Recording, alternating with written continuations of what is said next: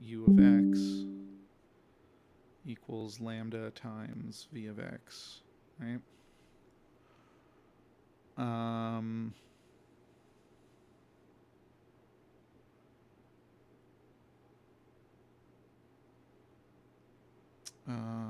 let me think this through. Okay, we want to show this is in here. So we pick an element in here, right? And what does it mean for this to be in here? It means that x equals v of a thing that's in there. What does it mean to be in there? It means that u of that thing equals lambda times that thing. That's what it means for the t to be in there. So that's what it is in there. I want to show that this thing is in EU of lambda. For x to be in EU of lambda, that means that I want to show that u of x equals lambda x. So I want to show this knowing those things and knowing that uv equals vu. Okay. So let's see. How would I do that? Well, I know that x equals v of t, and ut equals lambda t. And so I want to put an x there, right?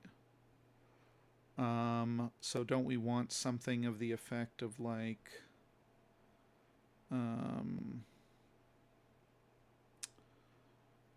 we want v of t to be on both sides, right? So if I know this and I put v of t on both sides, then since v is a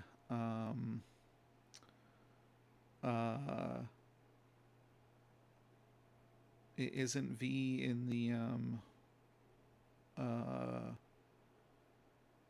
one of the eigenspaces? Wasn't that one of our assumptions? I think so.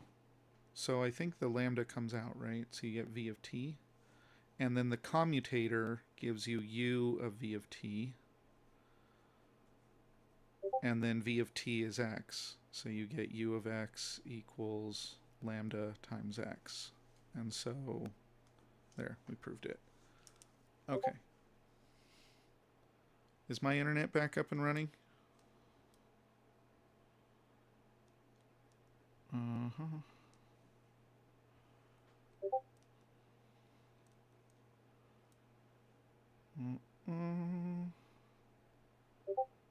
Yeah, perfect. Let me try. Okay, so internet's working. Yay. Okay. So, good. YouTube now says it's not crap. Thank you.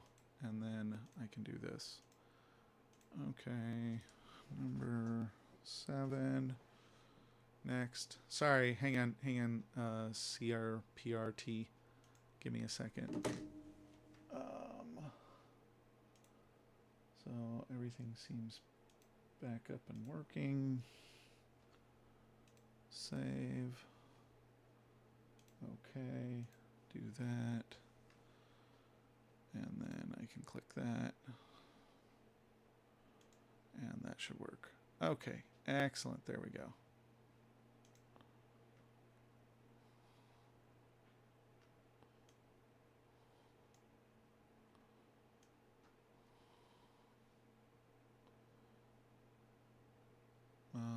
Okay. Add link.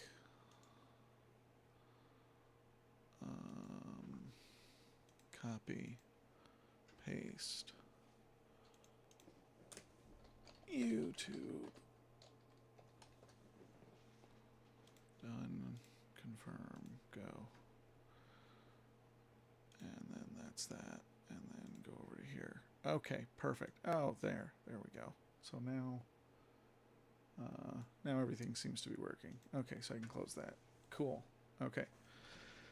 Yes, so it's back. So the tricky thing here. So you want to pick an element in here. This is the thing for Ali here. You want to pick an element in here, and you want to show that the element's in here.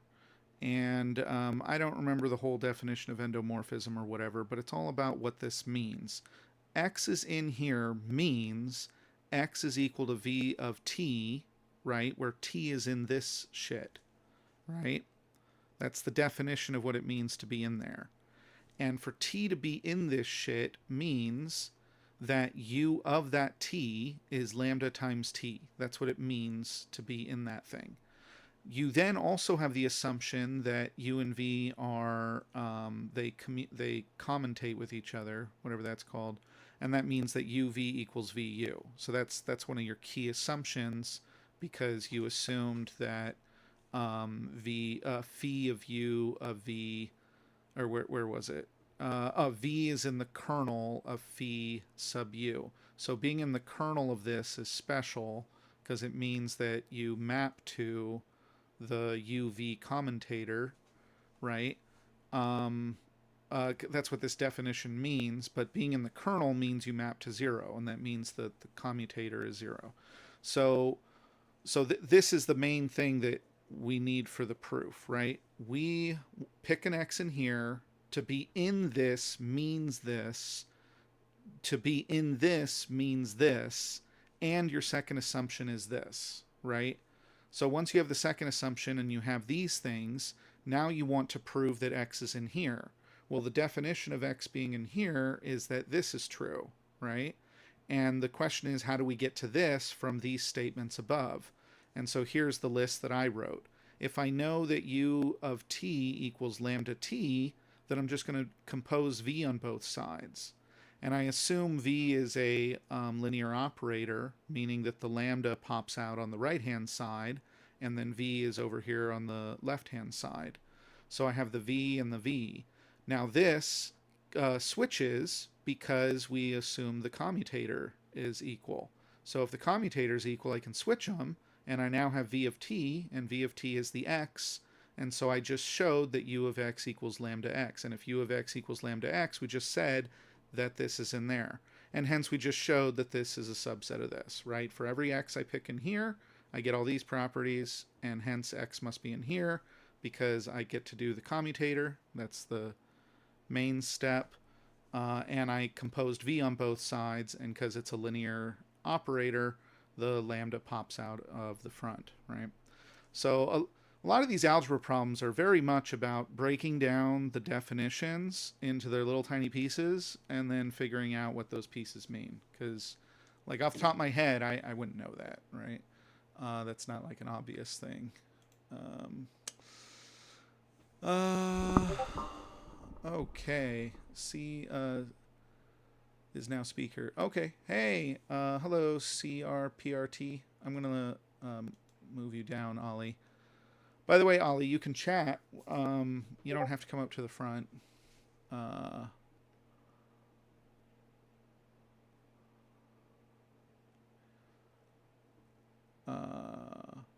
Oh, gotcha.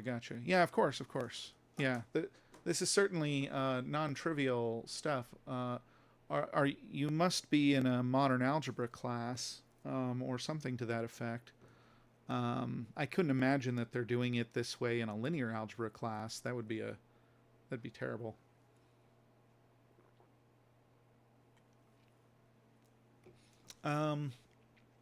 Hey, CRPRT, did you have a question or want to chat about something? Hello. Oh, hello. I heard something. I believe you invite me to speak.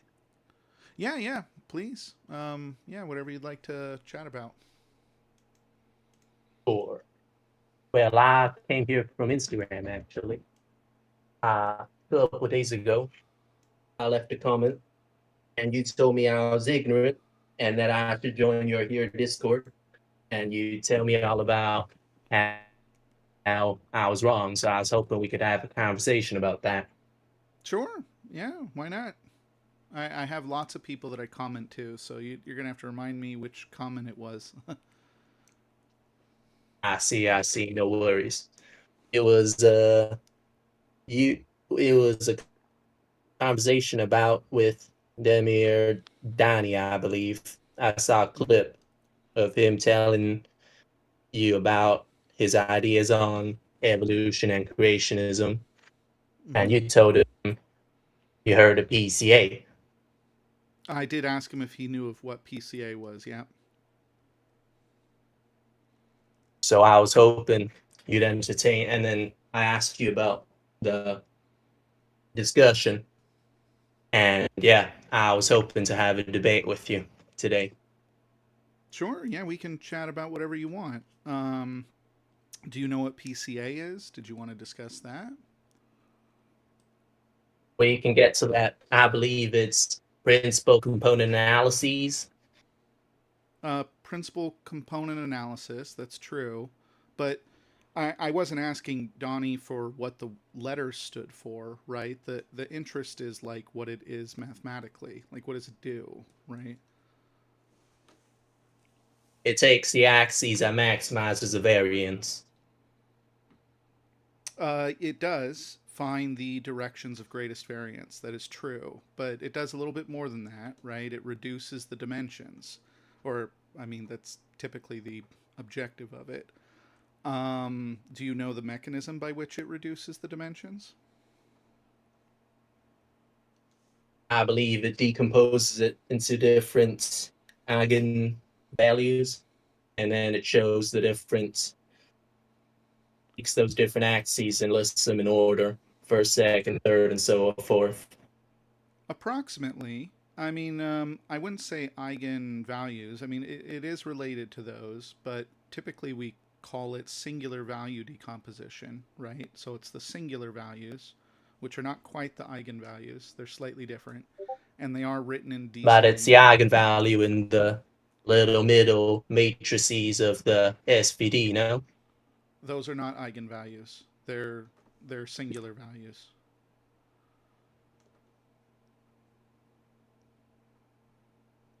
I believe they're the squares of the eigenvalues, if I remember correctly. They might have to be like modulus because eigenvalues can be complex numbers. In any case, they're written in order from least to largest to smallest, right? And then the way that the projection occurs is you just delete, some a bunch of the smaller ones to whatever dimension that you want, and then you multiply the data back together, or you multiply the matrices back together. And so now you have the data in reduced form, where you've pulled out the directions of largest variation. If that makes sense.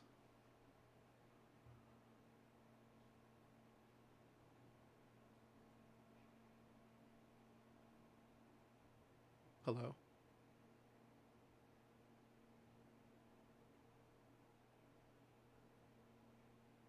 Hello? If you're there, you're muted or something. I don't know what's going on. I can't hear you. No. Oh, you DC'd. Uh,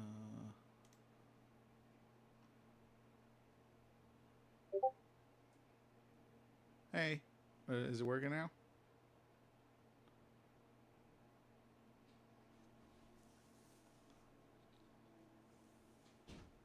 Hmm. Well, I can't hear you, man.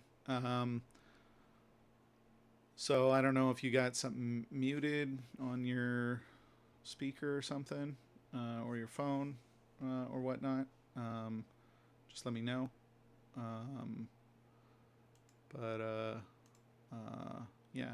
Anyway,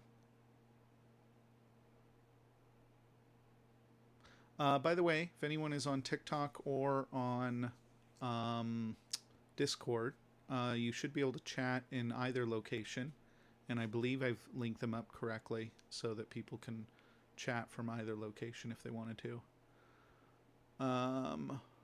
Yeah, so if anyone has any other questions or you'd like to type a question or whatever, I can read through them as well while CRPR gets his mic fixed. Leibniz contingency argument. Oh, or have you heard of it? Is this another philosophy thing? Gotcha, gotcha. Yeah. If no one else wants to chat, why don't we give CRPRT a bit to um, fix his mic or something? I don't know. I don't know what's going on with it. You're not muted on my end. Uh, are you on the desktop app or the cell Hello, phone? you hear Oh, me? I can hear you now. I can. Yes. That is good. Right. If you don't mind, I want to say I have a little debate topic for you. I hope you'll entertain for me. Sure. Yeah. What was your question with the Donnie PCA thing, or did you want to talk I about something believe else? you are being quite unfair to him. I was being unfair to him. He presented PCA data Yes, and then sir. drew a circle and said, "Poof! This is where Noah magically got his freak on." He didn't say the word freak on. I add that for context, but I I imagine he did not. yeah I thought it was hilarious though. So I don't think I was being disingenuous or uncharitable to him. He was making claims that he knew what this stuff was. He even said so himself. And then when I asked him on it, he wanted to, basically behave like a child and didn't want to have a discussion. So I'm like, oh, okay. Well, I don't know, man. I'm just a professor, or used to be, I guess. I see. Hmm. So he mentioned a PCA. He mentioned PCA. He didn't say the phrase PCA. He brought up a graph generated through PCA and then did an interpretation of the data in its dimension reduced form. So, like, he took PCA data and then provided his own personal interpretation of what that meant against what the authors had stated, and again, well, technically against what even mathematics states about the type of way you can interpret that kind of data, right? Which is why I called him out When on you it. say the authors, he didn't make the PCA himself. No, he didn't make it himself. Or when I saw the clip, I didn't see any part of the PCA itself. I saw you rattle off a bunch of statistical terms and tell him and ask him, oh, how many of these do you know? He was like, oh, Sure. you know about PCA and the test statistic Uh and huh. the confidence intervals. Yes, and he didn't know what those were either, right? I mean, from my perspective, science ain't about knowing all these fancy terms from your degrees and your diplomas. Science is about trying to understand the world around us. It's about trying to figure out what's right and wrong based on different evidence, not have a little pissing contest over who knows more. This test statistic and Mm-hmm. competence interval and whatnot. Sure. So, the that is true up to a point, right? Your fuel injection car or the phone that you have been graciously built by people like me so that you can have this conversation, right? Those things are not built off of people's opinions of scientific topics. They're built off of people knowing the actual math. And so when Donnie reads a paper and it talks about confidence intervals, and then he makes an interpretation about what that means and presents it with a straight face, I call him a liar. I'm going to call people a liar that do that. Like if you did that, if you said, hey, here's what confidence interval means from this paper in biology, and you don't know shit about biology and you don't know shit about confidence intervals, I'm going to call that out to your face when you go to lie to people. So when someone wants to say lies, I'm going to call them a liar. And if that is inappropriate, well, I don't know what to say. It's inappropriate that Donnie would even, have the audacity to suggest that he knows what confidence intervals are or that he properly interpreted the confidence intervals in a biology paper when he hasn't even had like statistics. I mean, it's clear he hasn't, right? Like he doesn't know any of these terms. He likes to pretend that he does, but he doesn't actually know what these things mean. Now, there's nothing wrong with not knowing. That's not inappropriate. There's nothing wrong with not knowing something. There is something wrong with lying to people and saying you do know something when you don't. That's not okay. Right? I would have been happy to go over this stuff with Donnie, but he was unwilling to. He wanted to pretend and Did he lie to make the the claim he audience. knew what Right? PCA was? Yes, he made it explicitly. He said it directly. I know what that is. Yes. And then he I see. I exclaimed, believe I'm I not didn't see going. that in the reel, but Oh, okay, sure. Go watch the debate. The whole thing's online. my apologies. Yeah, no worries. He made the claim that he knew what confidence intervals were, test statistics, but that's beside the point. If if he's presenting a paper with PCA reduced data, like he's presenting a graph, and then he's providing his own interpretations about what that means that goes against the authors who wrote the fucking paper, right? Then what am I supposed to do with that other than make the assessment that he doesn't know what the fuck he's talking about, right? Like that's the obvious outcome. He has no idea what he's talking about. That makes sense to me. Yeah. I, Yeah. I wasn't saying that I thought he was right. In fact, I think all this hoopla about his creationism ain't too right itself. I was just curious about the process. If you don't mind me Sure. asking, I also believe you said something about reversing. You had this big graph and you were Mm-hmm. reversing a stochastic process. Mm-hmm. Well, how was that done? Yeah. So the graph that was presented was that I took a random, effectively a random cluster, and I applied two dumb functions that were basically like split the data under a Gaussian mixture model, which is equivalent to like speciation, and or duplicate the data in some random stochastic way, which is equivalent to like reproduction, right? And so that's kind of how the two dumb functions I wrote. I put them in the slides. You can go download the code if you want.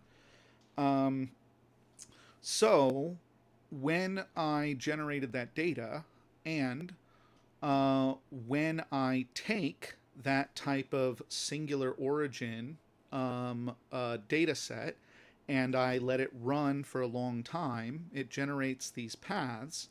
And the paths are still approximately there. You can sort of see it in the data, right? But then the question occurs, what happens if someone attempts to take the data and align it through time or whatever other variable you want? It doesn't have to be a variable of time. It could be a variable of geology if you want it, or something else, right? Um, what happens when you attempt to line it in time and you try to match up who belongs to whom, right? And so if you attempt to do that, then when those get lined up, meaning that they're getting recentered with each other as you go backwards in time, what happens is weaker branches have a tendency to rotate out and stronger directions have a tendency to show up. So the strongest branches show up, and then the secondary branches would show up a little bit weaker, and then other branches would show up a little bit weaker, etc. So when you attempt to do that, what you should get is very strong, clear pathing, even though it was random pathing, right? And that's exactly what happened. So if you're from a singular origin, even though it's stochastically generated paths, if you attempt to isolate those sections and go back in time and then attempt to align them up, it ends up generating the basically the directions of greatest pathing, into the past, right? And so that's exactly what I did, and that's exactly what showed up in the picture, right? I didn't know it was going to look that nice, honestly. I didn't think it would be that nice, but it came out pretty nice looking. And then I attempted to do the same thing with the kinds, right? If you have a kinds model and you assume that they all started from separate locations, and so they're all generating paths that have nothing to do with each other, and then you make the insane claim that somehow these high dimensional data sets were able to get near each other. I demonstrated to do that, you have to kick up the variance really high. And so if you kick up the variance really high, then these clusters merge in basically a near chaotic fashion. And if you attempt to take the layers and go backwards in time through them to realign them, what you end up is them realigning randomly with other things in the past, not their correct pathing. And so when you attempt to display that, you get basically a giant soupy mess where there is no pathing to discover, right? And so this is the problem of the Kynes model is if you accept incredibly tight variance, there is no way in hell the Kynes would ever get anywhere near each other. They would literally forever always be easily linearly separable with like 99 sparsity between the groups. It would just be ridiculous, right? Or if you want to try to do the argument that, well, no, the taxonomy actually gets very close and smeared, so it looks like the data we see today, just, magically, well, then the only way to get that to happen is to increase your variance by a shit ton. And in increasing your variance by a shit ton, you completely destroy your ability to line up the paths into the past. And so you end up with what looks like, just a random blobby cluster, right? So, yeah. So what you're saying is if there's different starting points, to get the explanation of what we see today, you'd need very high variance for it to all move so dramatically to get to like less of Yes. a different kinds model. I see. But I Yes. guess I'm just a little confused as to how exactly you reverse the stochastic process itself.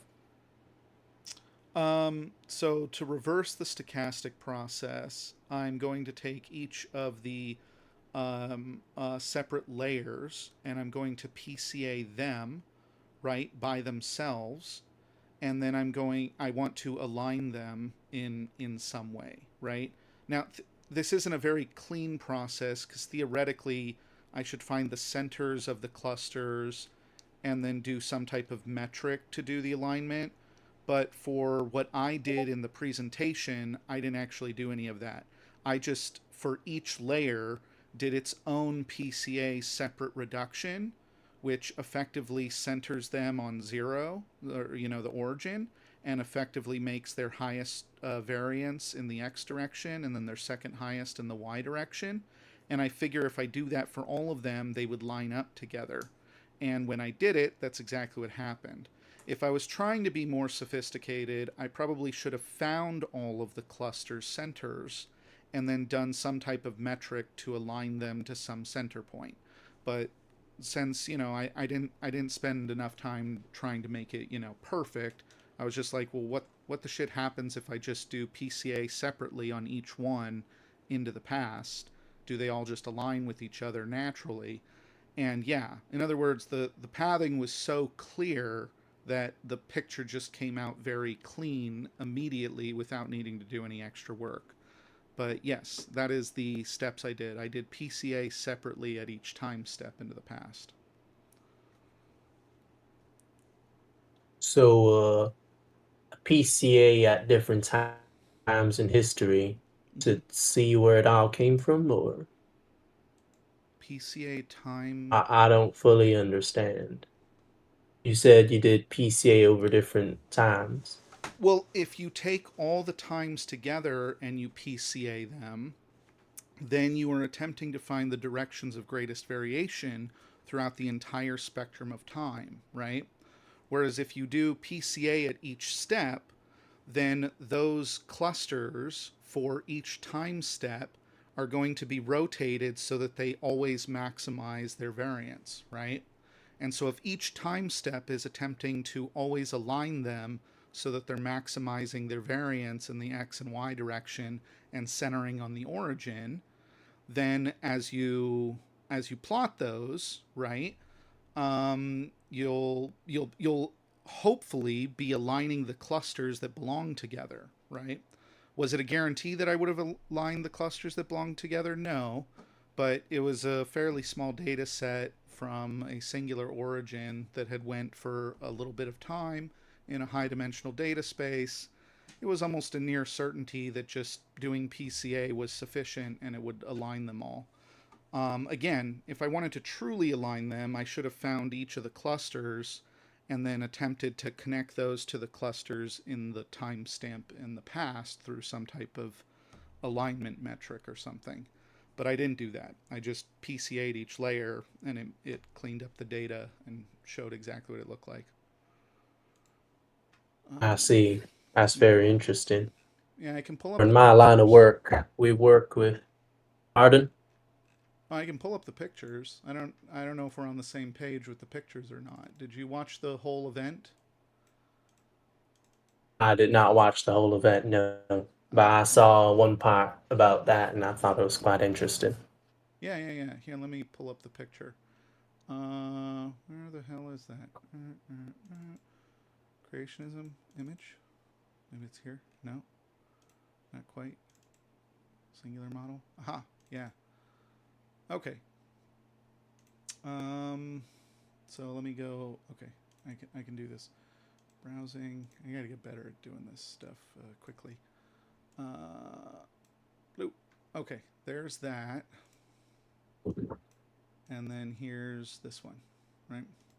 So this is a singular origin with stochastic pathing in 1,000-dimensional data, and the speciation is happening, and then population production is happening, and then more speciation, more population, and it's cycling through and generating a bunch of clusters, right? So you get all these clusters, okay? And so the ones in yellow are kind of the endpoints of where we're currently at. Again, this is 1,000-dimensional data, so there could be several clusters here, and they're on top of each other. But like in high dimensional data, they might be very separate from each other. You can't really tell immediately. So this is what happens when you start from a singular origin. You end up with branching into all these different directions through just random stochastic pathing. Like this is what we expect. And this is also what we see in all the biology papers and stuff. You know, is it exactly the same? Of course not, right? But the point is I'm just doing pure cold hard math calculations here, right? I don't care about biology. This is just a high dimensional data problem. How does high dimensional data behave? Here's how it behaves. It does this shit, right? So then this is me showing all the data all at once. I just took all the data through all the timestamps and I PCA reduced it and plotted it all at once, right? And so that way you can kind of see the data and how much they align with each other into the past in all the different directions, right? So like you can kind of see paths, right? But you know it isn't perfect, like who's related to whom or how many branches there are, because there's a bunch of little micro branches and then larger branches and little micro branches and whatever. Okay, so if I wanted to try to create these paths, I would take each of the end clusters and then I would go back one layer and I would try to align them with who they came from the closest, right? Does that make sense what I'm saying? That I would try to align the clusters into the past? And that would be a very tedious process. And me, being a lazy mathematician, I'm like, why would I want to do that? It's most likely the case, because this is just, a very small data set, that if I just take all the clusters and I PCA them by themselves, they're going to automatically align to the x-axis as the highest variation, and the y-axis is the second highest, and they're going to center on the origin automatically. And then if I take the next layer and I do that again, it will effectively rotate, and it will rotate out all the little branches, and it will try to put them in the same orientation with the same center again. And so rather than trying to meticulously connect all of the clusters together into the past, I just said, well, I'm just going to take each of the timestamps and PCA them by themselves and then plot them all on top of each other. And it looked like this, right? In other words, the data is so clearly generated from pathing that as you rotate out the little minor branches and you just simply align the data on itself and then center everything at the origin, it just poof, generates the strongest paths, right, immediately. And so this is very clear that the data came from paths, right? The data came from paths. Because it obviously aligns to itself, right? And I didn't even have to do all the work of trying to get all the clusters to, align, into the past, right? So hopefully that makes sense on what I'm saying, right? So I made it align, um, doing a very, you could say I cheated. I made it align because I cheated and did the faster way, the faster way to get them to align without doing much work. So with the previous, like the lot of different blobs on the graph, you said that was a simulation or this is the real data? It's all simulated data. I didn't present any real data.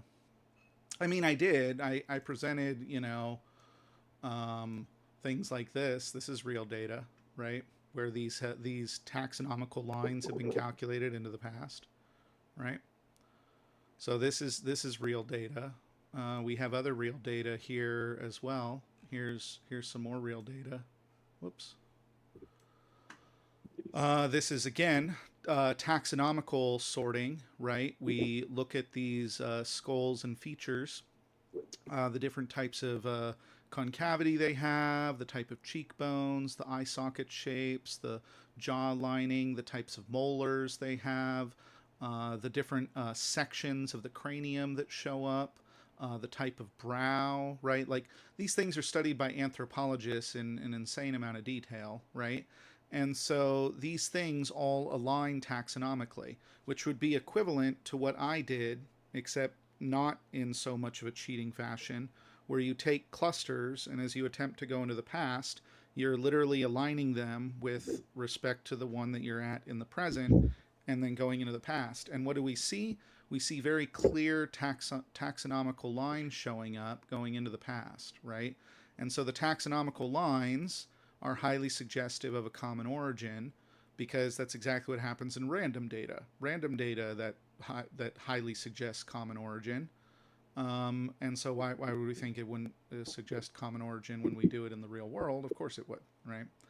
Um, and so yeah, there's other ones too. I think I showed this one as well. Yeah, this is a great one. So this is taxonomical law, or I guess what do you want to call it? Um, so whatever these were, I think they were races. I'm not sure. Yeah, they were. I guess not races, but different regions, right? And here they plotted them out in a raw fashion. I assume this was DNA. I think, right? Um, and then this is PCA. So this is what PCA did by itself, right? So you just plot them under PCA, and they clearly cluster, but they don't just cluster, they have relationships to each other. Like there's clear pathing between these in how they're connected. Now, you can do much more advanced pathfinding rather than just looking at it in the blind like PCA does, right? And so this over here on the right is a technique called VAE, which is it's a machine learning algorithm. It's like a generative model that is aiming to isolate and find pathing within the high complexity data, right? So, because you have to keep in mind, every time you look at one of these graphs, you're looking at stuff that has variational autoencoding. Yes, sorry, thank you. Variational autoencoder, yeah. Um, so maybe not generative. Maybe that was the wrong word. Um, but the point is that when you look at these graphs, these are all in 2 dimensions so that we, the humans that can only see in 2 dimensions or 3 dimensions, so that we can see the data, right? Um, and so we want to be able to we want to be able to see the data, so we have to put it in 2 dimensions. We don't really have a choice, right? But when you're looking at the data, you always have to keep in mind each of these dots is like 100,000 dimensions or something. So like each of these dots is really complicated, and two dots could be right next to each other to you, but they're really only too close to each. They're only close to each other because the two axes you picked were the two highest variations, and it smacked those close to each other. They could be completely different on all their other dimensions, right? You don't know for sure. And so this just gives us an idea of what we think the clusters sort of look like. And so it'd be great if we could like work on that high dimensional data in a much more complicated fashion to try to generate pathing. And it's like, oh my gosh, look at how beautiful this pathing is, how all this stuff is related to each other. Isn't that amazing? We love it, right? Okay. I see. Yeah, so these things, those things. So this is random generated data, literally random data. Started at random data, generated it, and this data is the same as this. These are the same data set. Just one of them is plotted with all the timing into the past, and then one of them is plotted where they've all been aligned into the past.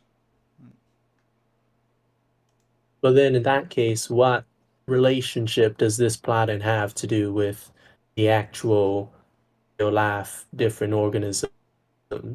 If this is just simulation, in what you're saying is just that your simulation matches your theory. Well, it's not my theory. This is, I mean, unless you think math is just a theory or something. Um, this is a demonstration that if you start in a single spot in a thousand dimensional space and you perform the functions of random reproduction and random speciation, then you generate stochastic pathing. That's what happens. And that stochastic pathing can be easily picked out with in the most dumb way possible, such as just doing PCA on each of the time steps into the past. And so the point is that I came up with dumb stochastic things, I generated dumb random data, and I did a dumb way of trying to align them, and it perfectly aligns. And so if you were to tell me, oh, biology is so much more complicated, blah, blah, blah, blah, blah, yet it also just magically generated pathing, but it's not a common origin, I call bullshit. That doesn't make any fucking sense to me. Because in random data, the pathing is very clearly suggestive of a singular origin, right?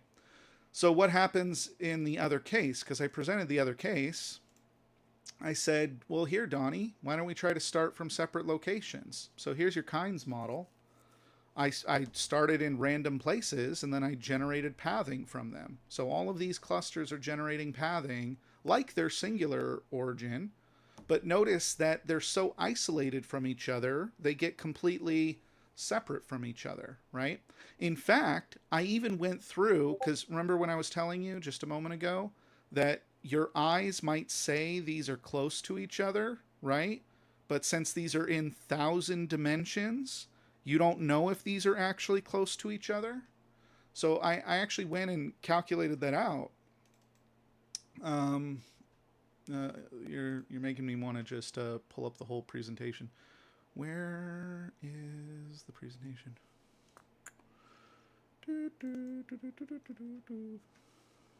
Hang on, give me a second. I have it right. No. No. Stream? Did I put it in here? I put it right here? No, I didn't do that.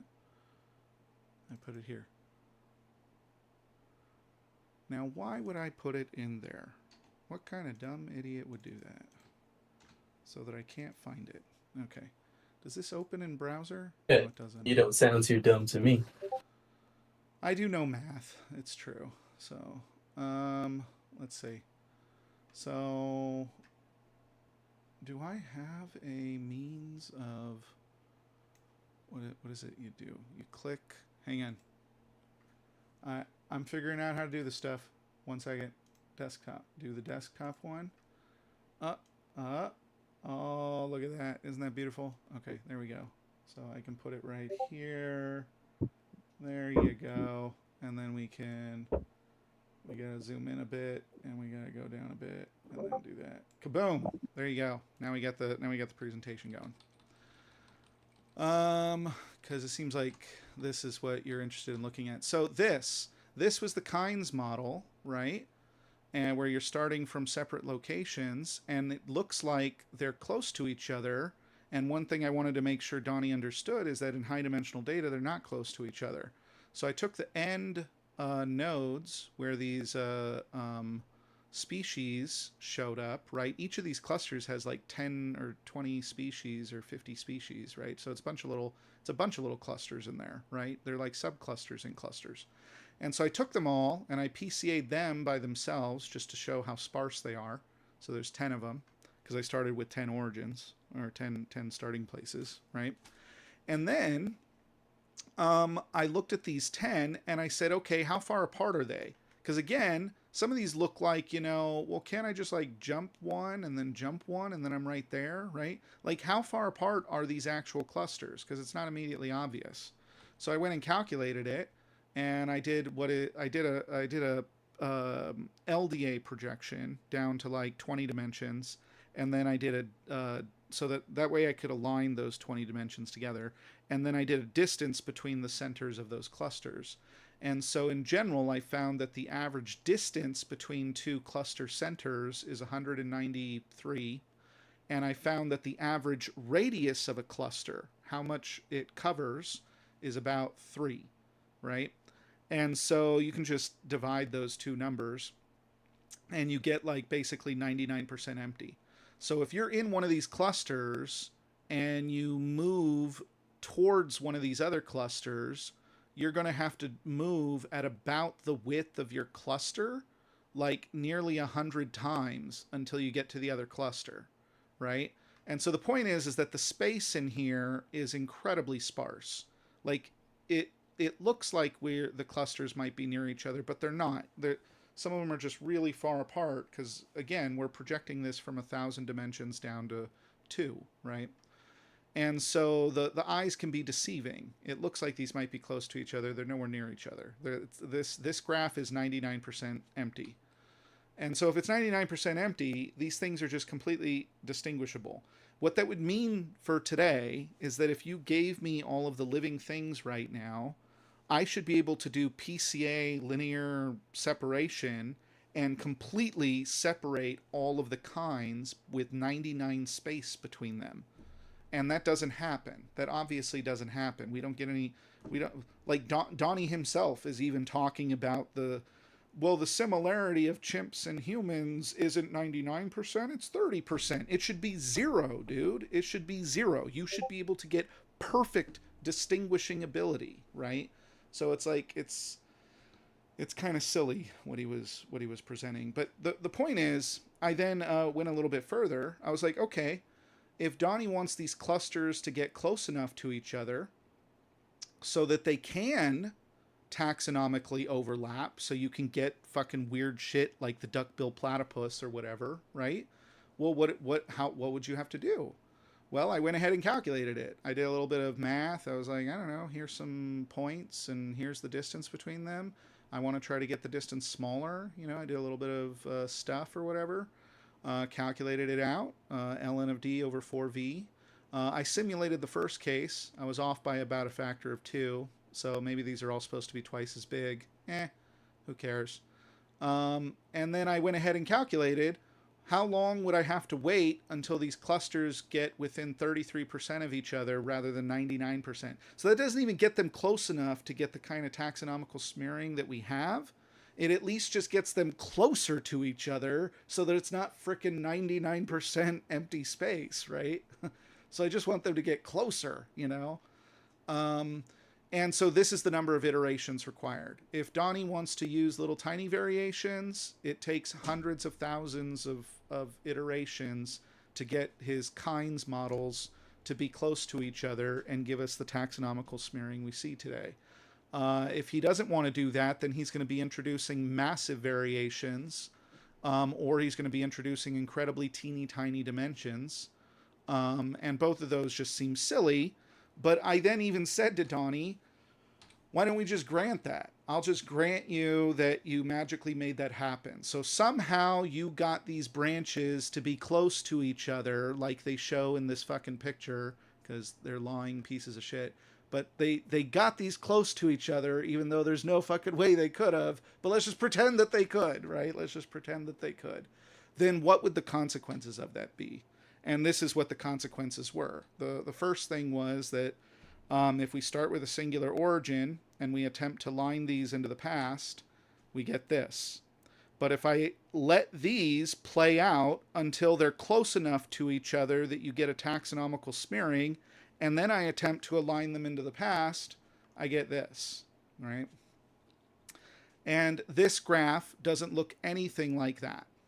And so Donnie just simply can't have it both ways. He can't both have that taxonomical lines are clearly present in today's data, and that the Kynes model had incredibly high variance and incredibly low dimension separation, and like he wants all of these things to be true simultaneously, and it's like the math just doesn't work out.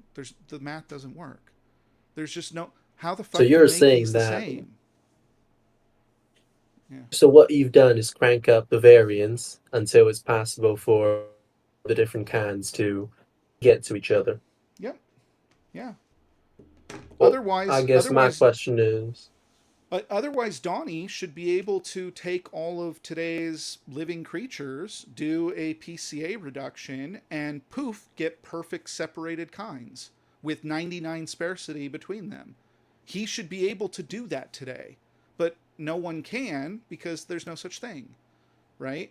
And so if there's no such thing of that, then his only choice is to argue, just like creationists do. It's not just him. This is why in the Creationist Museum, they don't show a gap of 99% there. They don't put like a little dot and then a bunch of empty space and then a little dot and then a bunch of empty space and then a little dot. They don't do that. They instead make it out like these get close to each other because they want to fucking lie to people. And that's my point. He should be able to just separate them with 99 separation, but he can't. He knows he can't, and hence he has to argue they get close to each other, and the only way to do that is to kick up the variance to absurd levels. And then I even granted him but I that. don't see why that's the only way to do that. Why is it the only way to you crank tell up me the how to do that variance? then. Here's the high dimensional data. You tell me how to get 1,000 dimensional data to get close to each other without increasing the variance. I calculated it for you. Well, I gave it to you explicitly. Here's the formula. You tell me the V and what the D if to stick in here. what if the selection pressure introduces? Because I'm assuming you're saying this is random noise, right? Random noise? I'm not sure what you mean Like by that. when the data points move What? around. Here, hang on. If I am randomly moving around the clusters, like through random chance, right? Versus them moving due to some bias force, right? Which of those is which of those is more likely to get the clusters to each other? The second one. I'm asking, is your data using What? the first one or the Oh, second one? okay. Yeah, so that's just But not you don't true. think so? Oh, hell no. You don't think It so? well, your basic. Let me put it to you this way: pick two starting places in 1,000 dimensional data. So here's two starting places. Okay. Now pick a random vector, whatever vector you want. Okay. That vector is going to be a bias in the direction that your cluster is going to move. What are the odds that your vectors are aligned so that your clusters will get closer to each other rather than further away from each other? Aren't you assuming there's no correlation between these two vectors? Well, you can invoke a unfalsifiable position. I'm sorry, I didn't. Yeah, I'm just saying, based on you. selection pressure, wouldn't it be likely that all the different cans, like, I'm not saying the cans model is right, but if there was a can model, wouldn't Mm-hmm. they all have a bias towards the same point? Why would their taxonomical features have? Hang on. To be clear, we're talking about the independent dimensions that distinguish the kinds based on the deity. If the deity intentionally made the random mutations have a biased direction in them, then that's equivalent to just saying that evolution was miraculously coerced by the deity, and that's you can accept that. That's an unfalsifiable position. Of course, you can accept that. You can just say the deity made the evolution do the thing. No one can argue with that because there's no ability to Well, the refute it. question here is did they all originate from the same point or from different kinds, right? Well, we're assuming they're originating from different kinds. Is there not a mechanism for all the different kinds to be likely to converge to the same point? Because let's say due to selection pressure, it's the most likely. It's the That most yeah, like that would Justin Carell says, the crabs have, I believe, is evolved independently multiple times through history. uh-huh. Yeah, but that doesn't say Does anything that about the not suggest that there's a DNA. Like does that not suggest that there's a pressure to move towards one point? if eyes emerge multiple times, we don't find them in the DNA in the same place with the same data. They're different mutations. I So see. So it's different. The same mutation, the same property can emerge from different mutations. yes, the same property can emerge from different mutations. That's clearly true. We see that all the time.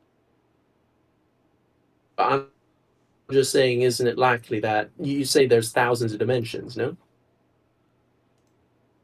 I'm sorry. Say that. then Say what isn't you it just said likely again. that if there are thousands of dimensions, Mm-hmm. isn't it likely that some some dimensions, some directions just lead to evolutionary dead ends, and so the same Mm-hmm. similar points correspond to the same stratagems and the same uh, thingamabobs that caused survival in the world.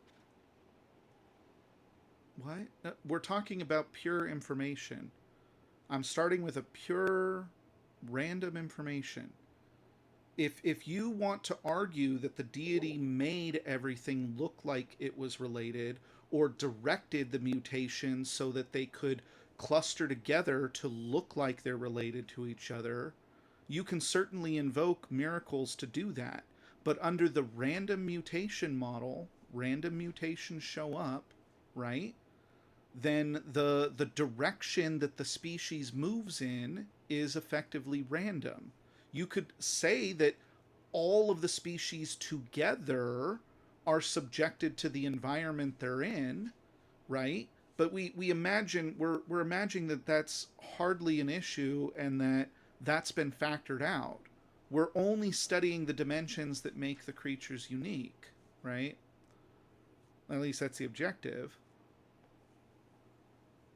So when you say that the movement is random, I just Mm-hmm. don't really see how isn't there. I imagine in this thousand dimensional space, there's Mm-hmm. a let's say there's like a sort of function applied onto it that tells you the different viability of being on different points. Well, I imagine different species would slowly move to higher points of survivability because mutation, while random, I believe the idea is the ones that survive the best are less likely to die. Okay, I'm not sure how that's related. That it sounds like you're Well, then it's not arguing a random movement. it is a random movement in the data space. You're basically trying to describe that, hey, shouldn't your speciation function have like killed off species or whatever? And it'd be like, sure. In fact, I think mine did. If the cluster was too tiny, it killed it. So the point is that the fact that a branch dies in the middle of this growth, right? That doesn't mean anything in terms of the random part of the mutations coming about. So random mutations could kill off a branch, but that doesn't end the pathing. The pathing is still doing the pathing thing. That's what the pathing does, right? Pathing, as in the. I'm sorry, you lost me here. Well, we think of a path through time when it dealing with a cluster as a cluster being at some state and then the whole cluster moving in a direction and being now in a different state, right? Through some random mutations. We look at the end branches that we currently have, we consider those the branches that were successful. and then the other branches died off during that random process. Right? So you're saying the path is the movement through time. Yes. Yes, certainly, yeah. Or through geology, And or that's whatever. random.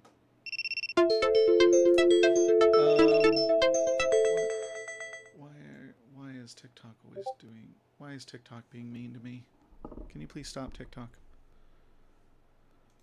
I'm sorry. What was the question you said? Pathing is random. Yes, I picked it to be random because it's a higher likelihood of the clusters getting near each other. If you picked their direction, like the direction they move, to be some fixed value, then the odds of two fixed vectors somehow pointing towards each other is zilch in high dimensional data. Like, that doesn't help you. That makes it insanely less likely you'll end up near each other, right?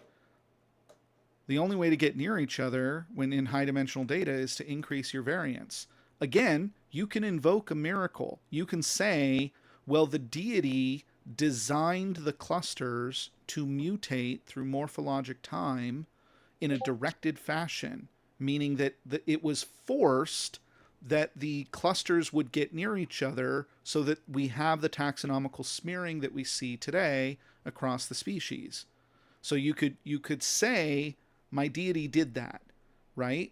But I find that silly because if you were willing to invoke that, why don't you just say your deity is the one that caused the evolutionary process to happen? Like, the point is you don't have to do all this stupidity of trying to justify the Kynes model. Like, it's silly to justify the Kynes model by saying, well, everything looks like it came from evolution because the deity wanted it to look that way, right? Like, hence it could still be the Kynes. It's just the deity made it look like everything was related. It's like, well, okay, if everything looks like it's related, we're just going to think it is related because that's the data that we have in front of us. Right. This is a byproduct of your simulation, no? You, in your own simulation, you've made it so that it's a random movement rather than there being a correlation between how the different vectors move. I'm just curious as to how your data, how your synthetic data relates to the real world. Right. Again, if you assume your deity directed the random mutations so that the clusters of Kynes would be near each other, then that's an unfalsifiable position, and you can take that position and there'd be nothing I could argue with because it's unfalsifiable. I ain't saying it's the deity that made it move in that direction. I'm just saying, isn't that part of the natural selection process in of it itself? No, it's not. The mutations are random, and branches dying off has nothing to do with the mutations being random.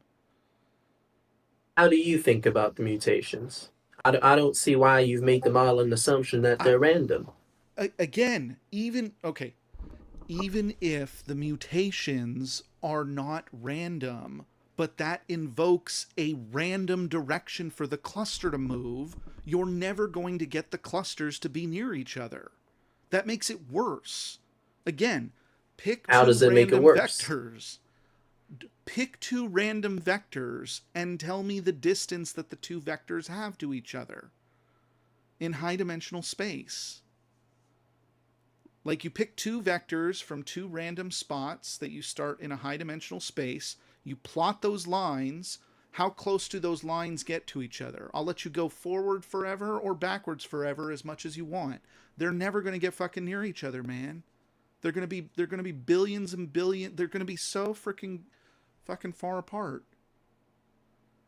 Well, this is under the assumption of uniform different directions of vectors. I think it's clear that the different kinds would point towards each other because there's a better adapted strategy to survival.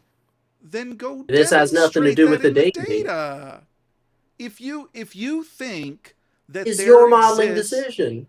No, if you think that there is directional vectors that came with the Kynes that were biased, meaning that not any vector could be used, but only a select amount. And let's put it in perspective, because you're kind of talking past everyone, right?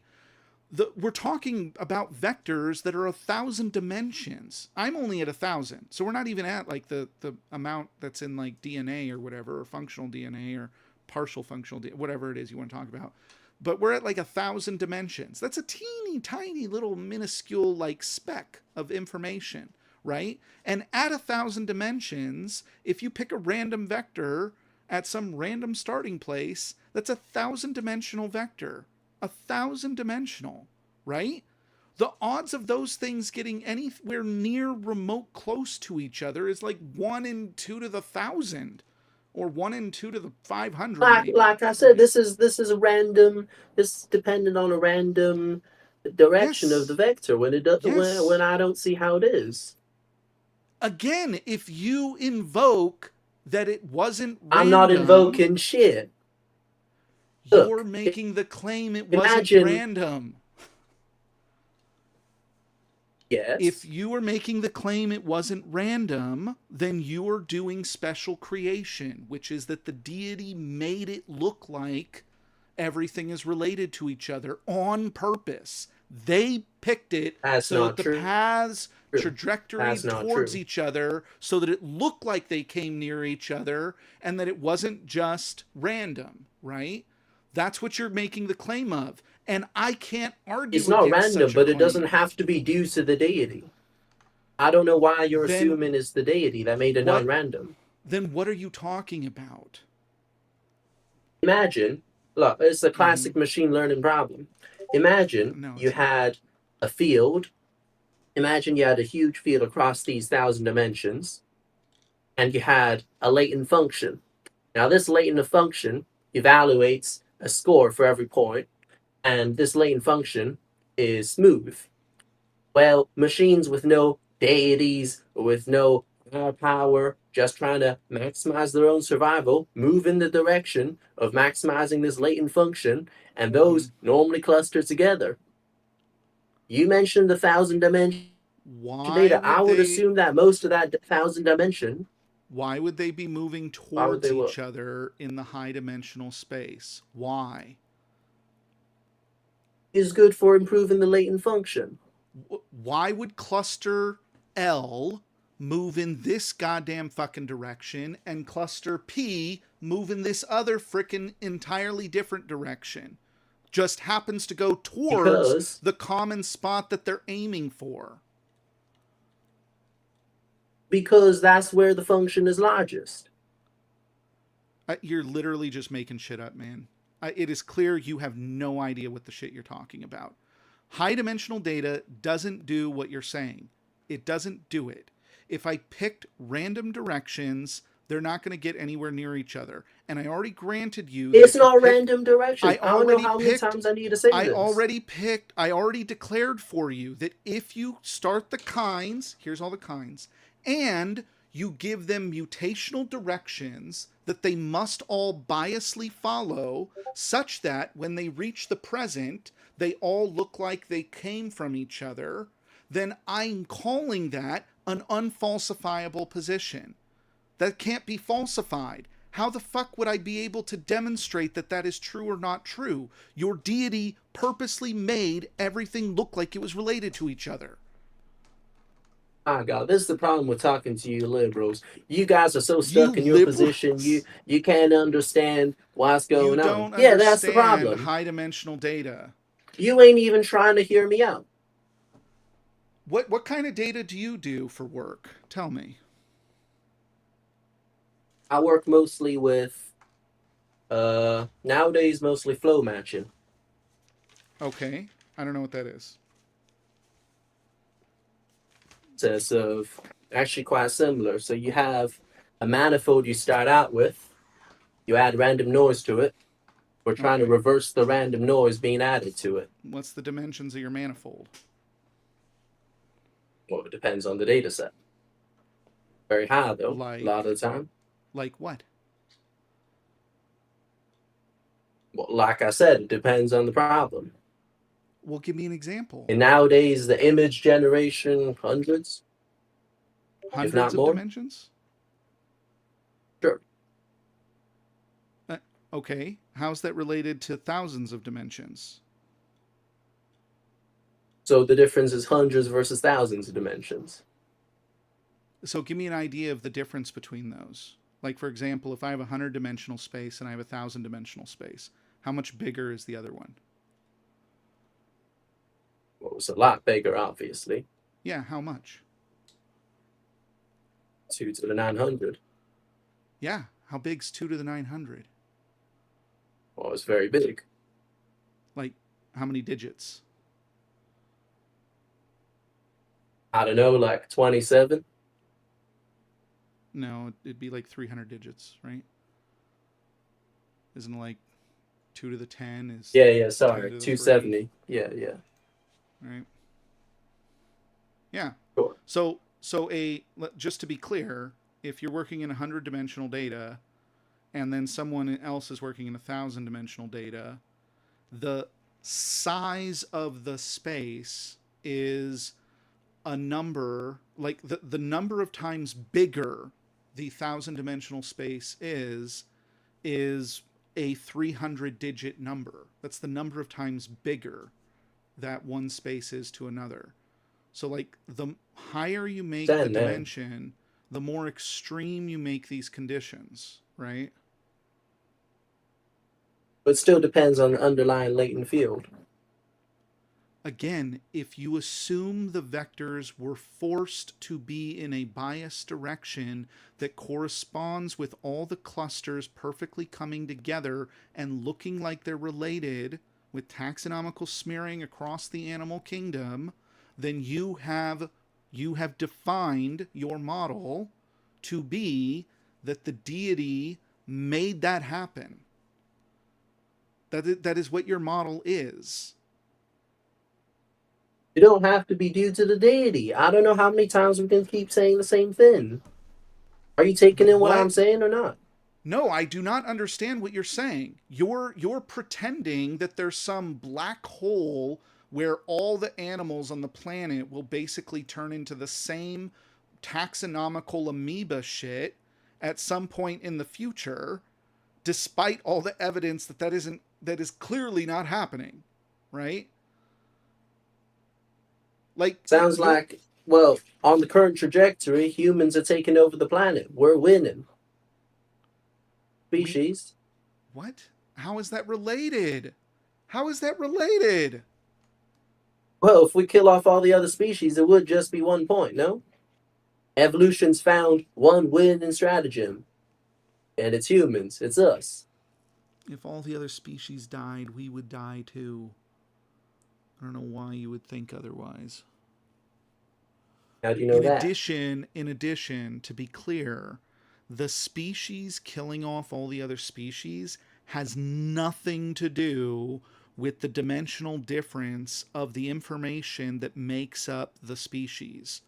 The information that makes up the species has nothing to do with whether or not their branch will die off or their branch will continue or the mutations that they'll acquire or not acquire. The fact that they're, it's got nothing to do with that, right?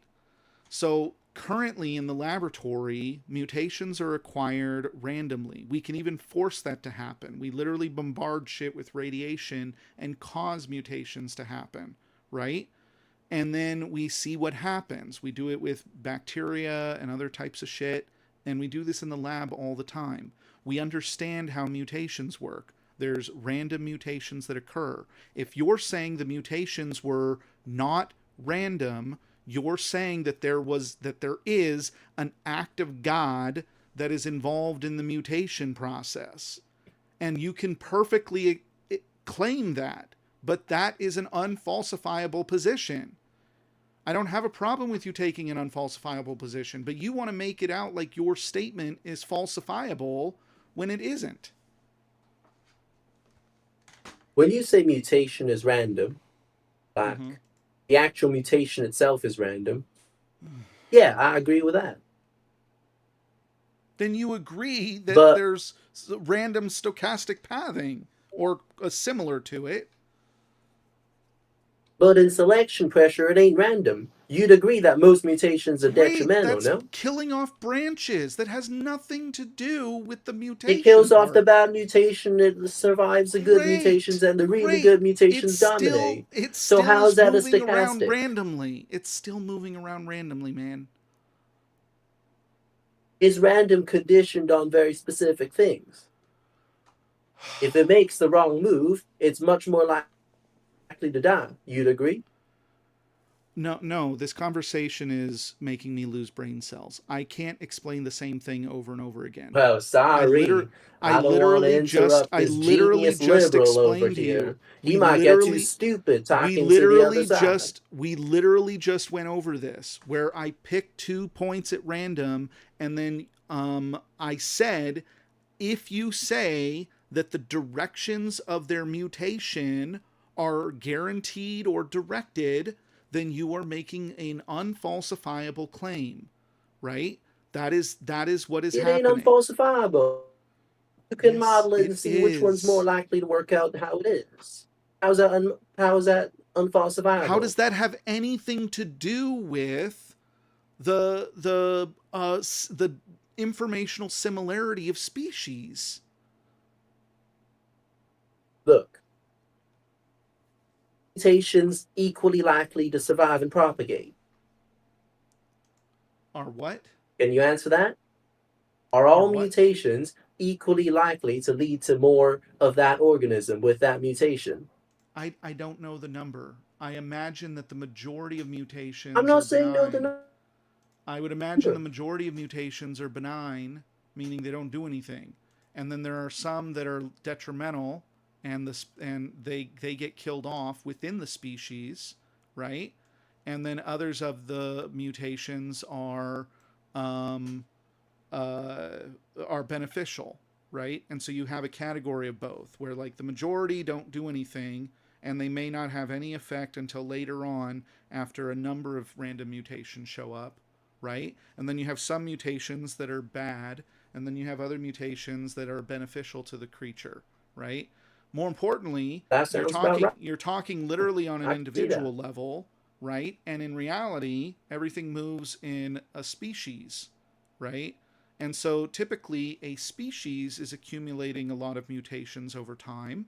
And the ones that were bad typically died off in the individuals without propagating through the species.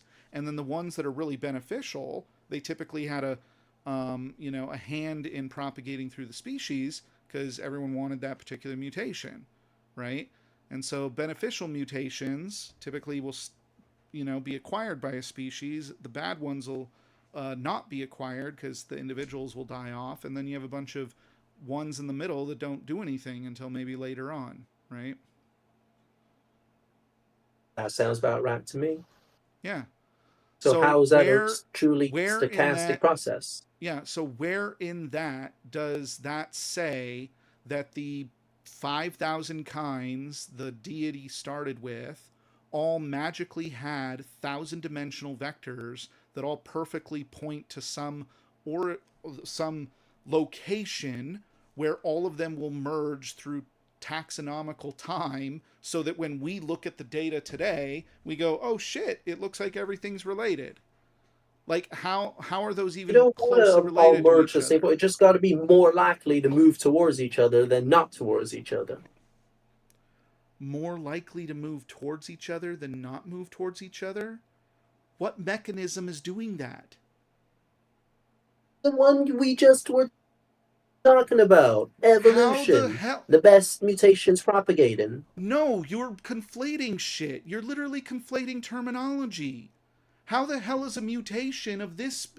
You're telling me that there is DNA in a fucking duck and DNA in a goddamn beetle, that the same mutation is important to both of them in the same spot in the same DNA. You're full of shit, man. That's not accurate at It don't all. gotta be that way. It just needs to be more likely to move towards That's the how same you get the direction than not in the vectors to same direction. point. How do you get the vectors to point to where they're trying to get towards each other? You're telling me beetles are trying to become more like ducks and ducks are trying to become more like beetles because the deity said so.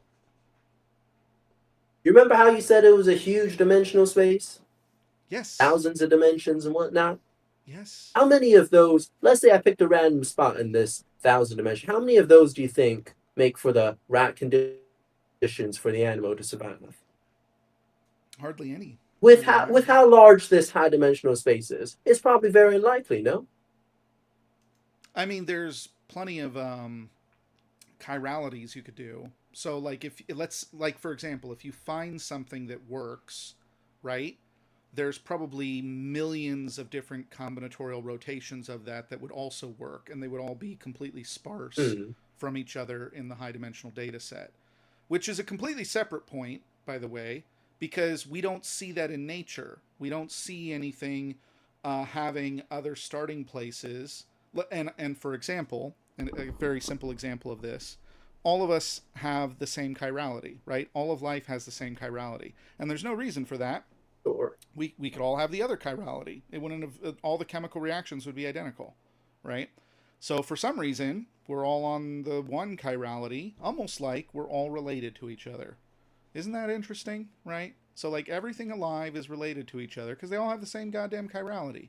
Why would a deity who has all this infinite space to work with decide to make everything so microscopically fucking teeny tiny next to each other that it looks like everything's really related to each other?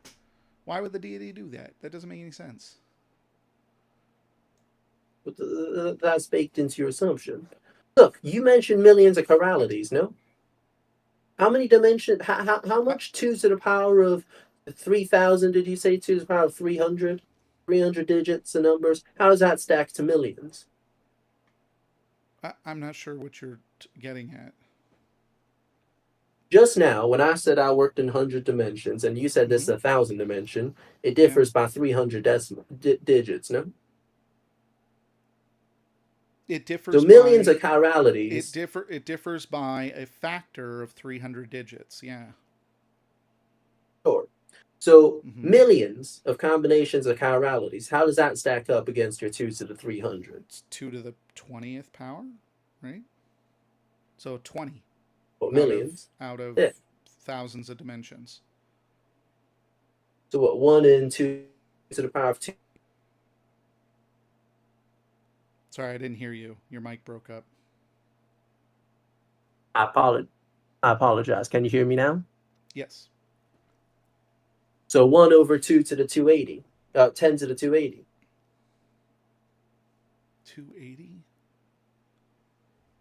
You said it was 300 digits, no? Which would be 10 to the 300. Because we count in base Okay, 10. 10 to the 300 versus 2 to the 20. That's what? 10 to the 6? 2. So 10 to the 294. Yeah, sure. Sounds to me like the vast majority of your high dimensional space would not be livable, would represent organisms that have no chance of survival.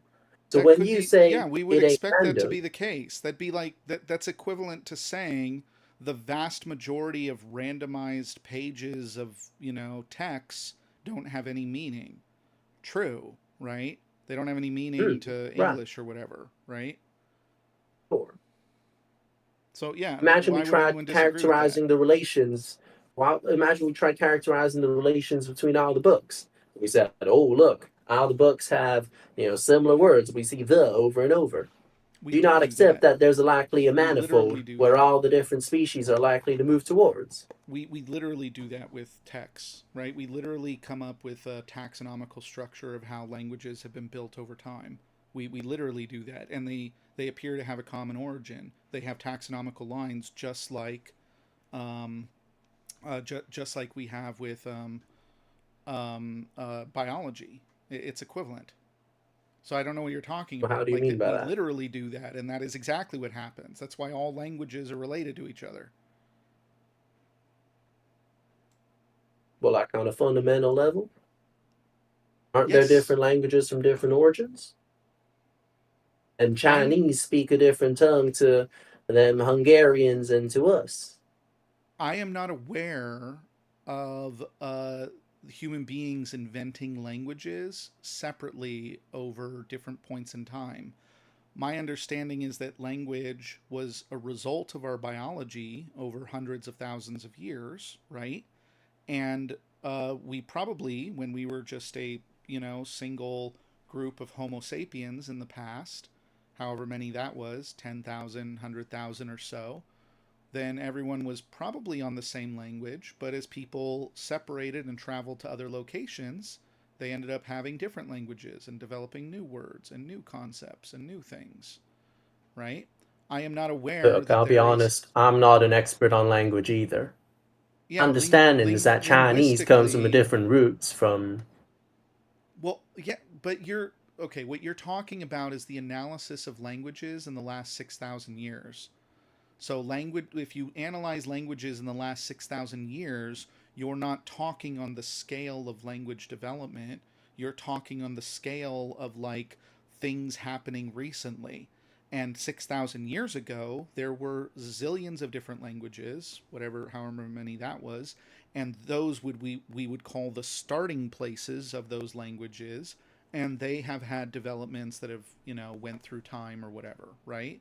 But if you're talking on the grand scale of like a million years, right? I'm not aware that there's any breakdown that shows that languages developed at separate times. I'm not aware of that. My understanding is that all of our I'll be languages honest, I don't came know from much Homo. about like language and history and stuff. Yeah, yeah. I'm just saying I'm not aware. I'm not aware that there's a separate origin of all of different languages. Look, I'll take your word for it. But my point is that if you imagine language on this Hmm. thousand dimensional informational little model you have, then wouldn't most of the points on this model be gibberish? Be nothing like language. Wouldn't the most of the points on this model be gibberish? What does that mean? If I uniformly sampled across this the thousand dimensional model you have, most of the points Uh-huh. wouldn't be anything near language. Wouldn't make any sense. Probably. How's that relevant? And thus it wouldn't propagate through human species because no one would use it because it's the language. What? Look, I'm not following what you're there's trying to no get at or what you're bias. trying to say. I'm making an analogy to this genetic model you have. You're saying that Genet- when we pick Genetic model. Okay. genetic model, sure. When you say, oh, there's no bias, there's no trend, there's no direction, what my point is that there seems to be a huge amount of stuff that's ruled out in this thousand dimensional space. A huge number of stuff that's ruled out. I don't know what that means. As in most of the points in this thousand dimensional space is not an evolutionary strategy that would survive. And so when you It say it the sounds like mutations you're move arguing randomly, that the Kynes model is bogus. I agree. how's that? It, what is the How Kynes am I model? You tell me arguing the what the Kynes Kynes model is model is, bogus? because we're arguing over a bullshit model, right? So what is the Kynes model? Thanks to define it as bullshit. So it's you have a bunch of Yes. different starting points, right? Uh-huh. So what does that mean? So in your model, Not that's my model. over is that because well, it is your model. No, I'm asking you What what we have your right there on your Kynes screen model is your is. evolution, I'm asking you what your Kynes model is, right? right? So, here's my understanding. The Kynes model is supposed to be that the deity made all of the different kinds separate from each other so that they're not the same. Now, creationists like to argue that the deity made everything have similar things because the deity was a similar designer or something to that effect. That's why I asked Donnie how much dimensional difference was there between the kinds. So, for example, if you took chimpanzees and you took humans 6,000 years ago, and you took the entire species of humans, the entire species of chimpanzees, you took the data and you factored out their dimensional difference, how many dimensions do they differ by? You tell me. Give me a number. When you say how many dimensions they differ by, does that make any claim to how different they are?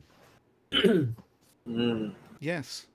It's I want to know, do they have identical DNA?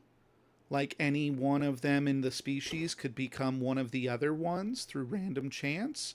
Or are they different from each other? And how much different are they from each other?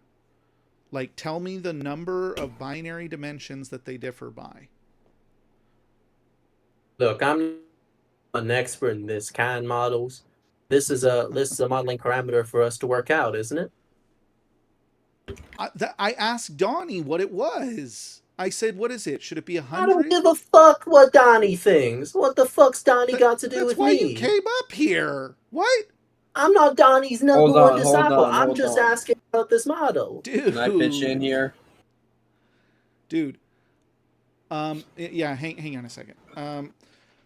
You came up here because you wanted to talk about the presentation that you hadn't watched. So I think it would probably be a benefit to everyone if you go watch the debate and go look at the presentation. And then you can answer the questions that are of interest to you. Because one of the questions I ain't watching was, four liberals talk about hoo-ha for 7 hours.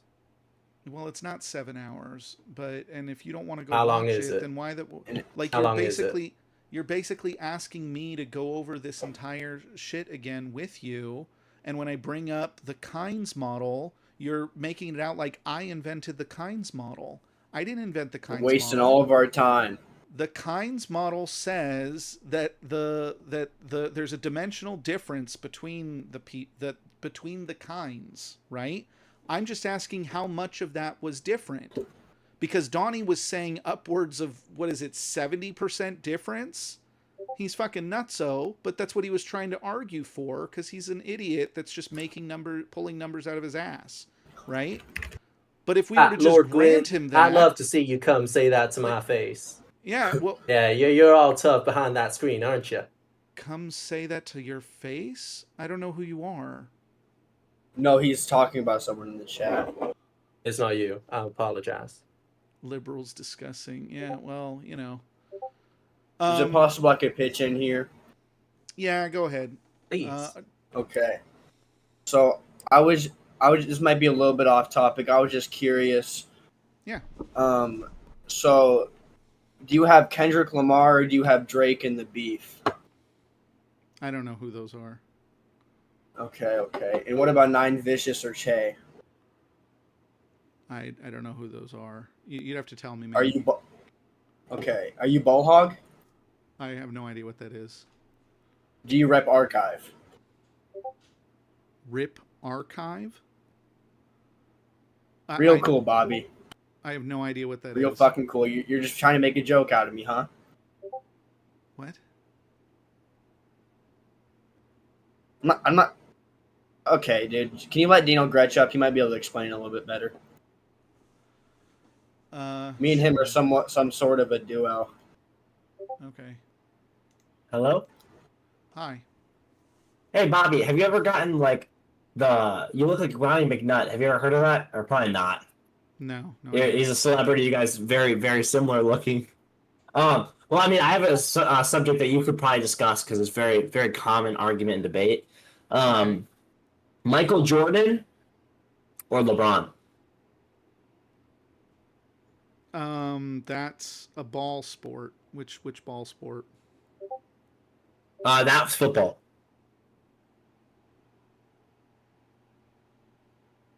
I have no idea.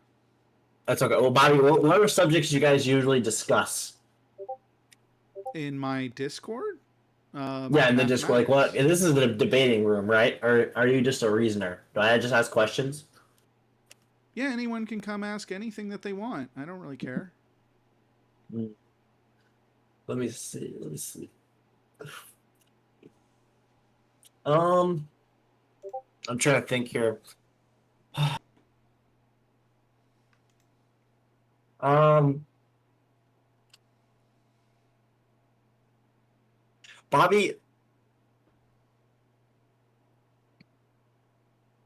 Bobby, I have a question. Yes, I'm eagerly waiting. Okay. Do you? Can I ask what you do? Can I ask what you do for work, or is that like private? Sure. Is that behind? I'm a What mathematician. math? Oh, do you work like in a school? I was a professor for a number of years. Now I work in private industry. I specifically work on So do things you? like I work on coding theory, machine learning, analytics, statistical analysis, high dimensional data analysis, stochastic information, various things like that. Hmm. Hmm. Bobby. Okay, I don't know how to word this because I want to keep it. I want to keep it friendly. Obviously, I don't want to. I don't want to say something that would intrigue the audience or kind of differ someone's beliefs. But Hmm. how many times a day would I have to masturbate for it to be a problem? Really? That sounds like a question for a therapist, man. I thought you answer questions. You said I can ask anything. Not therapy. So if you need to talk to a psychologist, I'm sure you can Google one in your local area. I mean, you're a mathematician. Can you like throw a number out there? No, you can go talk to a therapist. Do you have another But question? um, uh, do you like code AIs? Like, do you do AI coding? Yes, I have written machine learning models. Yes. Do you think AI is going to take over the world? Takeover is a strong Ask for word. me. Not sure. I'm not sure what's meant by that. Oh, he left. Okay. Wow, what amazing intelligence coming out of that.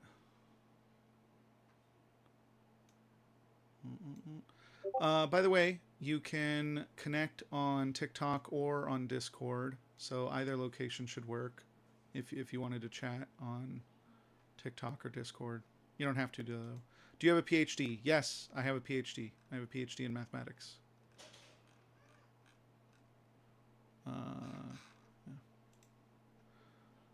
I just joined. Holy shit. Yeah, you're telling me. What a long, long conversation.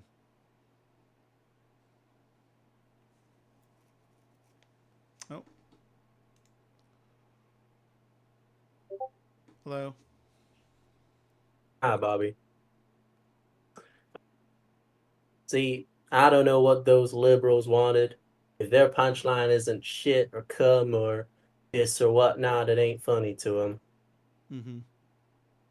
Gotcha. I wanted to talk to you about artificial intelligence, actually. I wanted to get your opinion on it. Okay. I don't know. What do you think is the future of ML models and AI? Um, I don't know. I mean, clearly it's not going to go away, and clearly it will become more and more useful over time. Where will it converge, or when will it stop being, uh, stop being useful or whatever? I have no idea, right? Like, I don't know where the cap of it's going to be. Um, Clearly, it makes things a lot easier for us, right? And at the moment, it's a big calculator, right? So it'll probably continue to be improved in that fashion. Yeah. That makes a lot of sense to me. Mm-hmm. Kind of my whole thoughts on the topic as well. I was just hoping, since you seem to work tightly with Frontier and the mathematics and stuff, you had some color on it. Why are you calling me, dude? I'm not going to answer a call. What the fuck, man?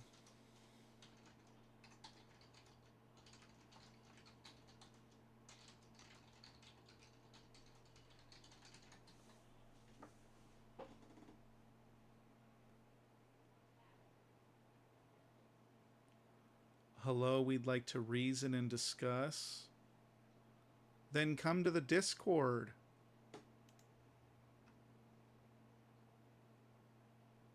Booby, I'm your biggest fan. Alright, well.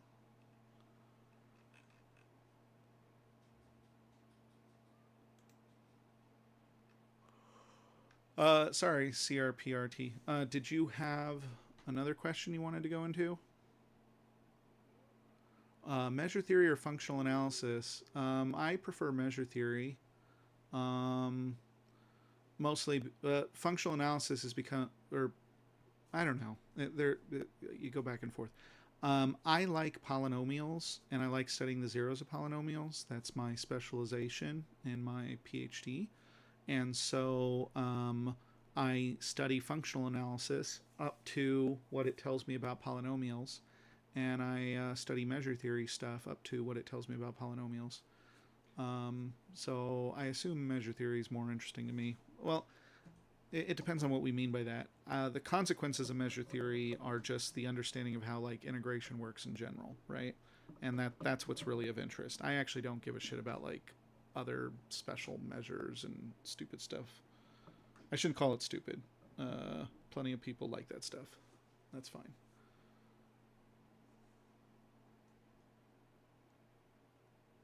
Do you ever use AI in your math? All the time. AI is literally like on a standby. It's a calculator. It remembers shit for me because I can't remember anything, and it reduces tedious calculations. Your measure theory stuff makes a lot of sense to me. Explains a lot of stuff. Okay. Your way of doing statistics is exactly how a liberal does it. It's how I imagine. Why do you keep What using happens the when word you're liberal intuition? to talk about math, dude? Oh, it's just something I noticed. Liberals tend to have learned probability and statistics through their ways of sigma algebras and measure theory and whatnot. Just doesn't have to do that much with the real world, son. Sigma algebras have nothing to do with the real world? Lives in, well, of course, if there's used to it. I'm just saying that in statistics and actual real life applications, Butterfly asks, how do conservatives learn their math spelling their wrong? That's no worries. I'm not a condescending liberal. I'll tell you Okay. how. So We don't do it through the hang sigma on, algebra fancy measure theory pathway. hang on, dude. I don't understand the point of the stupidity that you're presenting, right? Measure theory is just simply the field of mathematics that goes over how integration works. There are many, many theorems on integration, some of which are fundamental to how we understand PDFs and statistics.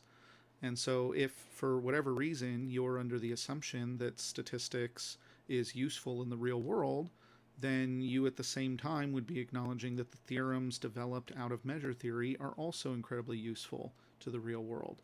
I would agree with you. So, for you to refer to measure theory and sigma algebras as liberal, whatever it is, nonsense, that's just like obviously a silly, fallacious remark. I don't understand why you keep calling everything liberal. That makes no sense. Let me be more specific. I don't Mm-hmm. mean to say that the whole field of measure theory and your Lebesgue integrations and whatnot are useless. I'm saying that when people do statistics, you can often see a lot into how they think about things, depending on whether they learned the probability and statistics first, like a real man, or if they came through it through the math side, like a Democrat. Nothing you're saying makes any sense. Oh, yeah? Yeah. What aren't you getting? I'll walk it down slow for you. No, you're just making shit up and trying to, I guess, start an argument over nothing, so that there isn't anything to discuss. Everything you've It's said not an was argument. I'm just laying it out everything how you it is. said was factually incorrect and not even related to each other. Liberal and Republican and Democrat has nothing to do with measure theory or PDFs, right? Measure theory is a fun. I'm not saying it's the Democrats and Mamdani who invented measure theory. I'm just saying to me, in my line of work, there's been a high correlation between those who are liberal and those who learn it through the measure theory methods. Those who do their fancy, Then well, present me this a is a paper, zero man. measure set. Present me a Hmm? paper. It sounds like you're just presenting the general statement that people that are more educated have a tendency to lean more left. That is true, right? That's a general known stat. It's very common. It's been done all over the world. It's very well known. The more education you have, the more interactions you have with more people, the more ideas that you ponder, you have a tendency to be more left leaning. That is just the general stat. That has nothing to do with measure theory and statistics, right? I don't know why you're bringing up measure theory and statistics. That has nothing to do with that. Thought on how you conduct probability and statistics. What? You can call it more educated because liberals are more smart and whatnot. But from what I see, it's the people who are always arguing about the left and the right and the what you say more educated and whatnot, who are always not understanding how priors work and how to actually think about how to model information. You always assume it's a family of distributions. Right? There's an entire look, if you want me to publish a paper upon this here now, the correlation between liberals and measure theory, that's going to tank my career. That's obvious. Like you said, most of academia is left wing. How the fuck is anyone going to publish a paper on that? Because publishing isn't biased. People are not publishing because people don't sit and go, boy, I'm a liberal. Let me fucking write this paper on the Riemann hypothesis and talk about I'm not saying that. make it all lefty. Like, this is bullshit, dude. You're funny. I'm not saying that, but that's quite That is funny, literally isn't it? what you're saying. You're saying because That is they're absolutely liberal, not what I'm saying. You literally just said, because people are liberal, they publish left-leaning material. That's what you just said. No. I'm Yes, sorry if it I was unclear. is. What I meant. How are you to tell me what I said? See, this is the problem with you leftist folks. Okay, you How are can you going to change tell your me what mind. my It's argument, what fine. my case is? That's I'll not play what back I'm the saying. recording later, and I'll post it on Instagram, and you can hear yourself. Okay? Are you trying to argue semantics, or are you trying to argue what I actually said? Because maybe if I misinterpreted myself, maybe if I was unclear, that's on me. But how are you going to tell me what I believe in? This has nothing to do with belief. So why are you trying to put words in my mouth? I already said, if that's how I came across, that's on me. That's not what I'm trying to say. And then you're like, yes, you are. Then it should be irrelevant, right? Bringing up the research that people do and calling it left What I'm trying to say, right leaning. That should be irrelevant. what I was trying to say is that if a guy goes to publish a paper and says measure theory is leftist, their career is done. No one's taking them seriously after that. And honestly, that's probably makes sense. What the shit are you talking about? Do you think that research papers are single line opinions? I didn't say that, but just now you were like, No. This is where the bullshit is coming in, man. You're just lying, right? You're making it out like you're making it out like an educated person just simply issues opinions from on high and writes it down and then submits it. And then if they don't match the status quo, they could be hurt in some detrimental way. So no one's ever going to write left-leaning people is where all the measure theory comes from, or whatever the fuck it is, whatever claim it is that you had.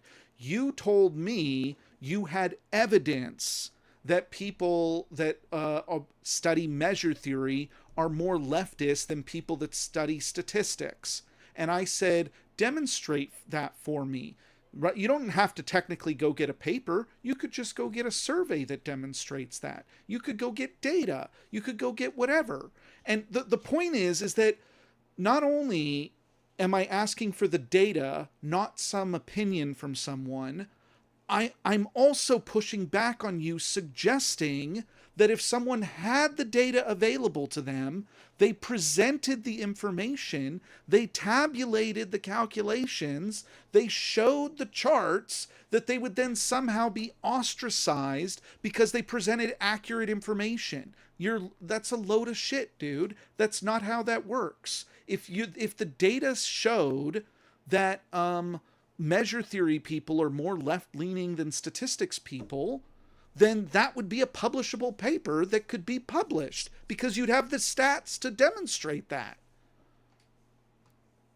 You're saying two separate things. If you want me to commission a survey on leftism and measure theory, I mean, I'll think about it. Maybe there's something there. You But to say said that you it had wouldn't the hurt, data. You said you had it. I didn't say shit. I said I Okay, saw a then correlation in my you own have no career. idea. Then you have no idea. You have no idea if measure theory people or statistics people are more left leaning. You have no idea. Just say you have Yes, no I idea. do. Oh, you I do. So do. what data Well, do you you need a have? peer-reviewed study. Yeah, what? No, I what have my data own do you have? empirical evidence. How did you come to your goddamn conclusion? Well, like through my brain, I'll tell you how. I started with a uniform prior where I say, okay, I don't know if there's any correlation. And then when I see people interacting with me in the field and I learn more about them and I see their background, I update my beliefs and my posterior predictive distribution tells me, oh, there might be some correlation. I swear to What, you God, want me to you're a tell you chat. I have I like a swear to peer God, you're reviewed a study chat. paper I'm about literally like, talking to Chat GPT. That's what's happening. Like, okay, I don't know what your chat GPT's got to this do is with it. I'm yeah, telling you, this is based on hilarious. my own So subjective experience. So your subjective experience doesn't mean you know anything, right? You are basically stating, I met some people and I made an opinion about the entire field of measure theory and the entire field of statistics. Okay, that's just Oh my fallacious days. and I dumb. didn't say, I No said one there's a cares. correlation that I've That's not observed. real. It's not a correlation. You didn't calculate a correlation coefficient. You didn't do anything. You I did need to no calculate a rank statistics. IC. You did I no need a pencil. calculations, no statistics, nothing. You just stated, I met some people. Cool. That's cool on you, man. You told me I know that measure theory people are more left leaning than statistics people. And I'm like, that sounds like a load of shit. What's your data? And your data is no data. It's your personal belief based on the people that you've interacted with. How many people do you know that have taken measure theory? I'll grant you it's not a large sample size. Fair enough. I ain't saying nothing about the How many entire people in the field. world do You want me to think tell have you? how many people in the world do you think have taken measure theory? I don't know. 100,000 million? I don't know. Something of that order. Yeah, yeah. So you have met what, 5? 10, 20? Okay, 10, 20. And how many people do you know that have taken stats? Like 30, 40 maybe? But 30, no on 40? like an individual level or like, have met them. On whatever level you are comparing it to. It's your stat, man. I don't know, maybe call it 50. And what percentage of those two groups were left leaning versus right leaning? Need to commission an official statistic on it or what? You want me to get out there, commission a survey? You could go calculate if you wanted. You could go I calculate suppose a I test could. statistic. Then you wouldn't Sure. have to say, right? You could be like, I calculated this number based on these assumptions. And then people could criticize your work or whatever, be like, that's not a random sample, blah, blah, blah, whatever. But at least you'd have a number rather than just being like, I think, therefore leftists are more measure theory oriented or whatever. Like you don't Sure. have to, you don't have to sit in this realm of like just making shit up, right? You don't have to do that. You could actually do calculations, right? Look, I don't know what you think. Like, what? So you only believe stuff as it's found in the paper. What? No, I believe stuff if it's based on evidence.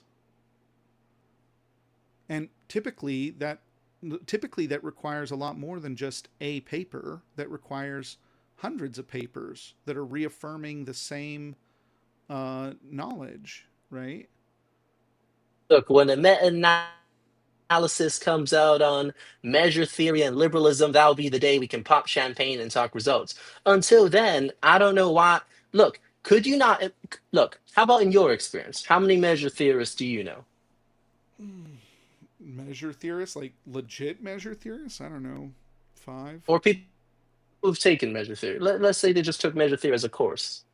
Well, I have known dozens and dozens of people that have taken measure theory because I took measure theory or attended seminars on measure theory. I've been to conferences with thousands of people that I'm sure have taken measure theory.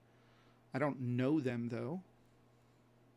Right. You don't know if they're leftist or, Americans. Again, But they're the point is, again, the majority of them are probably leftists because the more education you have, the more left-leaning you are. But that also applies to statistics. I've known just as many people that have taken statistics because they attend the same conferences. Statisticians and measure theorists are like right next to each other, man. I'm surprised. in academia, I've never even heard someone try to distinguish between the two like you're doing. That is crazy to me. Like those are basically both distinguishing. math There's majors, right? they're both math majors. Of course they are. Yeah, so you're And one of basically them's not talking Sri about two Lankan. math majors with different specializations, slightly different specializations. Okay. Specifically, I'm talking about the people who got into statistics through a maths background, like through measure theory. Statistics is a field in math, so I don't know what you're talking about. Statistics is literally No, taught duh. in math departments. People who first build up an understanding of measure theory, then they learn probability through that. Well, maybe like, let's say measure theory and analyses. So they got their little convergences and whatnot, I have and they learn it through that way. I have never heard of a mathematician that took measure theory before they took probability and statistics. I've never heard of that. I took 2 classes in statistics before I ever took a measure theory class. Well, those are like funny classes. Those aren't real statistics, right? What? One of them was a class dealing with basic statistics, like looking up z-tables and whatnot. And the other one was a undergraduate senior level statistics class going over efficiency and, expected value and how to do the integral equations and PDFs and whatnot, right? So I don't know what you're talking Exactly. The basic stuff. about. If you want to call that basic, sure. I don't think most people call that basic. Z-test, T-test, Come on, that's What pretty is- basic. If that's basic, then what is advanced statistics? Going into more depth about it. You go specializing in the field. Also, the stuff about like, I'm sorry. I just want to understand, right? A Sure. PDF like I don't know, kurtosis. Probability. The equation of Okay. kurtosis. This to you is basic, right? Versus what? kurtosis probably not. Why would kurtosis not be basic? It was in the same class as it's literally the 3 levels or 4 levels, right? It's, mean, standard deviation, skewness, and then kurtosis. You just increase the polynomial. Right, but there's a lot number. more to it. Like the No, definition, it's- sure. But It's literally the general notion of them is called the moments of the PDF, right? If you want to do all the powers, Mhm. that might be advanced Mhm. because that's something you might study in differential operators, right? Mhm. But in statistics, you just do the first 4 cases and you give them a special name. You go mean, standard deviation, skewness, and kurtosis, right? Anyway, like the more those yeah, sure. equations are typically taught at the same time in an undergraduate statistics class, at least normally. Really, you learned expected value at the same time as the moment generating functions. Yes. Well, I'll Why be. why would you not learn that at the same time? In again, an advanced statistics class, like an undergraduate advanced statistics class. Why would you not learn those at the same time? You're learning about So are we talking about PDFs. advanced or beginner now? Oh, you're not learning PDFs in I said I took Bro. an advanced statistics class as an undergraduate, statistics and probability, and we learned about PDFs and CDFs and various other, and efficiency and things like that. And you said the basics. And then I asked you what advanced is, and you said more of that stuff. Your answers have been akin to someone sitting there on ChatGPT trying to frantically type out shit and read whatever the prompt says. That's what your answers sound like, man. I appreciate your framing of it, but I can assure you that's not true. Look, I'm saying that the more advanced stuff is like, let me give you an example. Mm-hmm. Like, in beginning statistics, Mm-hmm. unheard of like Asian statistics, say, right? Heard of what? Like Bayesian statistics. Bayesian Your betas statistics? and your gammas. Sure. Okay. That's what I would classify. That there's a difference between that and, you gotta develop your PDFs and CDFs first. You got to develop your PDFs, CDFs first, I guess. I'm not sure what you mean. Oh, so there's a difference between the beginner stuff and the intermediate and the advanced stuff. There's stuff you do earlier on, there's stuff you do later on. Sure. And my point is that depending on where measure theory, like when you learn that, slots into your development or understanding of statistics, I think it generates slightly different types of, well, look, I'm in academia like you are, like you said, is for leftists who are educated and whatnot. But, in the people that you see working with, it's slightly different type of understanding of the field due to their different backgrounds.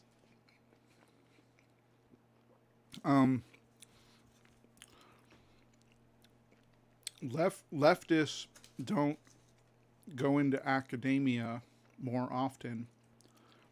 More academic people have a tendency to be left-leaning.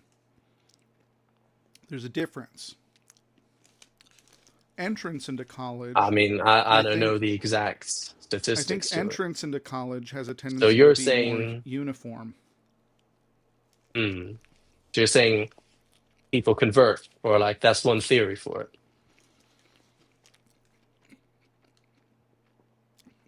I'm not aware of how to evaluate kids as being left-leaning or right-leaning, except based on their parents. Fair.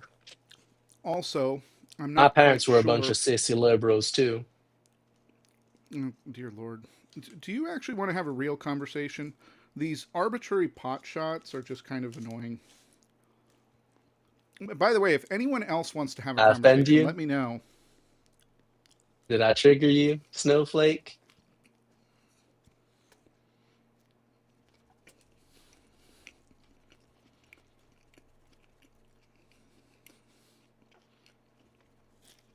I'm so triggered. Let me eat my sandwich. Yeah. Mm-hmm.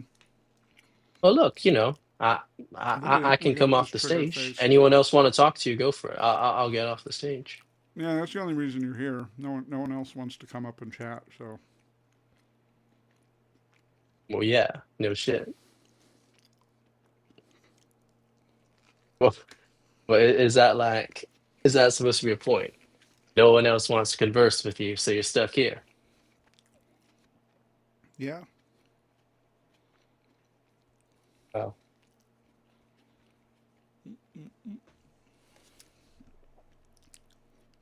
What sandwich is that? It's from Panera Bread. It's their chicken avocado bacon. It's pretty good. That's a liberal sandwich. That's a sissy liberal sandwich. Avocado, please. That's ridiculous. You don't like avocado? I quite like avocado.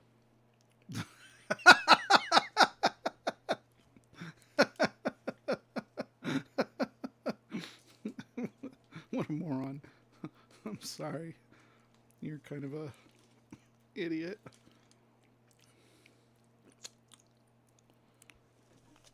See, this is why you guys never win anything. You mean guys just anything? sit in your high mighty towers, your high ivory avocado towers in academia. Y'all know the story. When I was an undergraduate and I took my first linear algebra class, the very first lesson we had wasn't on mathematics, wasn't on no, you know, basics of linear algebra. The professor talked to us about gender identity and intersectionality in Hmm. mathematics. I'm not kidding. So what? That was quite a culture shock to me. I don't know where this guy was on Jan 6th. That's a funny one. This Fed over here in the chat is trying to imply some implications. Very good. Hmm. Yeah, no one really cares. Like, do you have a problem with like transgender people or something? Like, you feel like the world is for you and fuck other people? Absolutely not. People have the right to do what they want to do. In Okay. fact, that's one of my main gripes with a lot of the conservative movement nowadays. Oh, That's a real issue. All the bigotry, all the hatred, it's not right. Let people live, you know what I mean? yeah, I agree. You know? It seems to me like there's no politicians out there nowadays who just want to like let people live their best lives. You know, people on the right, they always talk about them transgender. I don't give a fuck what a transgender does in high school. You know, they're kids. Fuck's that got to do with me? Fix the economy. And then Yeah. on the left, you got Mamdani and your socialists trying to take more money off the hardworking man. I don't know. It kind of feels like Hardworking men? politics You says, mean the billionaires? What? was that now? You said hardworking men, and I'm like, what are you talking about? You mean the billionaires? Like, Well, they tax everyone. You gonna pay your taxes? I do pay my taxes, but you know who doesn't pay their taxes? Billionaires, it's true. We should be doing more to them, No, billionaires. but Like not in the Elon way. Musk. Elon Musk didn't Mm, pay a single penny of tax on becoming a trillionaire. what, through his IPO? You wanted him to pay some money to IPO his company? Yes, I pay taxes when I make But money. when you IPO a company, When I make money, I have to pay taxes. Right? you make income, correct? Yeah. How's that got to do with IPO in the company? You He can't tax gained capital gains at the same let me time, say it again. at the same The rate as man income. the man gained wealth. He should be taxed on it. Sure. This isn't hard to He'll understand. be Like this taxed when isn't he sells. He'll be taxed when he this sells. he's never going to Tax him now. sell. Why would he And by the way, sell? he's lost like Who hundreds of gives billions of a fuck? dollars. No one cares. Why should So he what? why should he never be taxed because he decided he doesn't want to sell? That makes no sense. Well, firstly, he hasn't made any realized gains. It's called Who unrealized gains. cares? Who cares? What you're doing is you're describing what the current tax code is. I don't care. Change the fucking tax code. You're just We can telling talk me about the implications of that. you're basically But you want to saying tax the unrealized current capital tax gains. code says Elon Musk doesn't get taxed. No shit, That's not what Sherlock. I'm saying. That's Everyone not what already I'm knew saying. that. Everyone already knew So the you want current to tax you want code to says he implement doesn't a get tax taxed. on unrealized gains. You want a tax for that. How does that make any sense?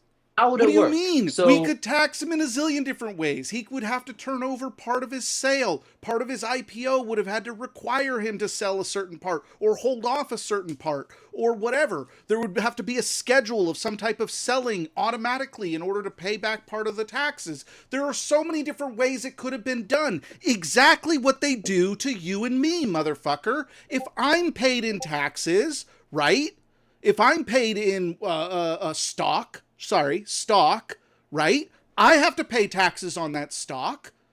Like shit, man. Sell? When you Yes, sell. I do. When I am issued stock by like Google or Amazon or one of these companies, when I'm issued stock, I have to pay Sure. taxes on it when it's issued. Yes. This isn't hard to understand. Like, again, you are just telling me what the current tax code is. I already knew saying, what it look, was. The man That's made $1 just not what trillion. I'm saying. See, this He is the should have been problem. I can taxed. barely have a conversation with you. Are you listening to a word I say? If all you're going to do is explain what the tax code is, then That's not what I'm doing. You are I'm saying just gonna you make want fun to of you move. again. Look, I'm literally just going to make fun of you again. yeah, good one, Yeah. mate. You're saying you want people to be taxed in different ways, like let's say unrealized capital gains Sure. or some Yeah. other method. That's currently what's happening. Currently, How does Elon that work? Musk, So if Elon I buy Musk has a stock- carve out that says I don't get taxed, but you mofos do get taxed. So he currently has a carve out. Yeah, it's exactly. just not true. When he I sells, don't he'll want get that to happen. taxed. Yes, I don't want that to happen. When he sells, he'll get taxed. Again, he became a trillionaire. He already had the value. You can say the current tax code says he doesn't technically have the value yet. Let me put it to you this way. If I paid you, you work for me. I pay you with, I don't know, pesos, or I pay you with a car or something. Do you have to pay taxes on that shit if I pay you with a car? No, I've never been paid by a car. I have no clue. I'll take your word for it. I can tell you the tax code. You have to pay taxes on that. It doesn't matter if I pay you in USD or pesos or cars. You have to pay taxes on it because it's income. You made wealth, and that wealth gives you power and leverage to do more shit, like buy houses or whatever the fuck it is that you want to do, buy companies, right? That's what it does. You get taxed on it. But we carved out a special stipulation in the tax code, which was specifically option contracts issued for the express purpose of you trying to make the company do better as a part of an incentive package. That exact carve out is not allowed to be taxed.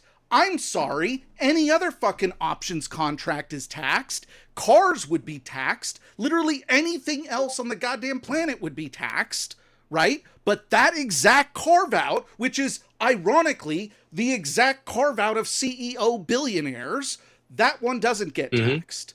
You're making it out like we don't have an ability to tax it. Of course we have an ability to tax it.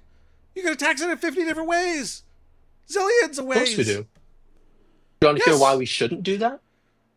No, I don't care, because obviously we should, right? Just like everyone pays their taxes, Elon Musk should be paying his taxes too in the year he earns the money.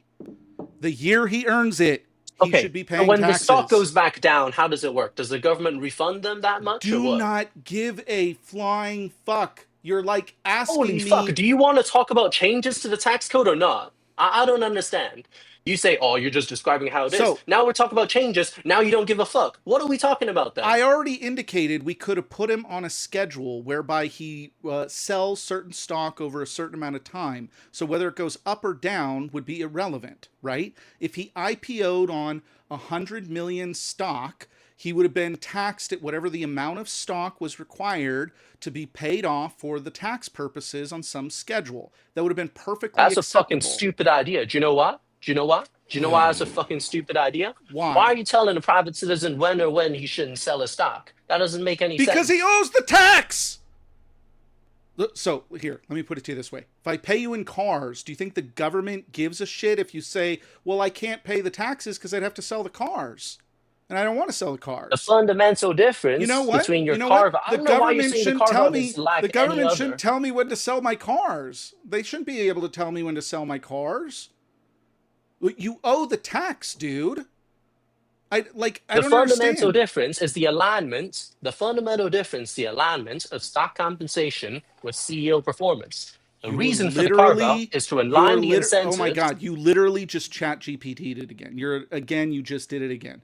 So listen, I already I'm not pointed out. ChatGPT shit. I'm I just already saying what's in pointed my out I mind. was going to make fun of you if all you are telling me is what the current tax code is. I already know what the current tax code I'm is. not. I'm explaining why the tax code is how it is. There's a difference to describing the That's tax just code telling and me to what it explaining the currently logical is. mechanism. The man should be taxed. Are you It's too not hard fucking to stupid to understand? understand. Are you too stupid to understand it like the alternative?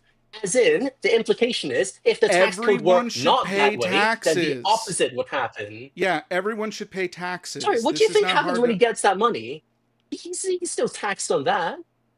What are you talking about? What are you talking Elon about? Musk has paid some of the most tax in the entire United States. You know that, right? I don't know where this Why would I phenomenon's coming from, care where if like he he's pays? avoided tax and Why whatnot, would I care if because he he pays a large subsidizes dollar the rest of the amount? America. I I don't know don't what you think care. about I the don't care he pays a large wealth dollar generating amount. machine of America, but it's people who are creating value who are subsidizing the rest of the country. He You is know more than half holding the all people that in wealth. America. He isn't using that Golden. What, wealth. like it made up out of fairy dust? He created that wealth. He creates the wealth, not the 10,000 engineers working for him? You've got to be You joking get me. paid. You get paid. Oh my days. Look, Oh my there's god, different dude. inputs. You are literally There's different inputs to the advocating. factors You of are okay. production. There's capital, there's I know, I labor, know. So there's you're risk basically taking and agreeing with me. You're entrepreneurship. basically agreeing with me that he didn't actually generate that wealth. He was just at the top not of true. the chain in the acts that caused the wealth to be accumulated. I agree with you. He didn't personally generate it. Other people generated it. Right? Are you talking about like the labor theory of value or some bullshit? I don't know what that is. Someone, I think, isn't that a communist thing? Yeah. Yeah, okay. When you I don't say, really care. oh, the wealth trickles up to him, you're kind of saying that, All I am the only saying wealth is he generation should be comes from taxed labor. like everyone else. Everyone should be Someone taxed. else is on. I'll let you speak to them. Oh, well, he ran away. Space Ghost. He saw you come in and he's like, "Oh man, chance to dip. I gotta get out of here." Oh, let me. Jet wants to come up. Hey, Jet. Sorry. Hey, Bobby. Hey, Space. Guess we could have a more calm conversation. I do not understand the mentality of these, like, let's do hoops and bounds and leaps and frogs and whatever in order to, like, justify some people deserve not to be taxed. I don't understand that. I think it's laughably absurd.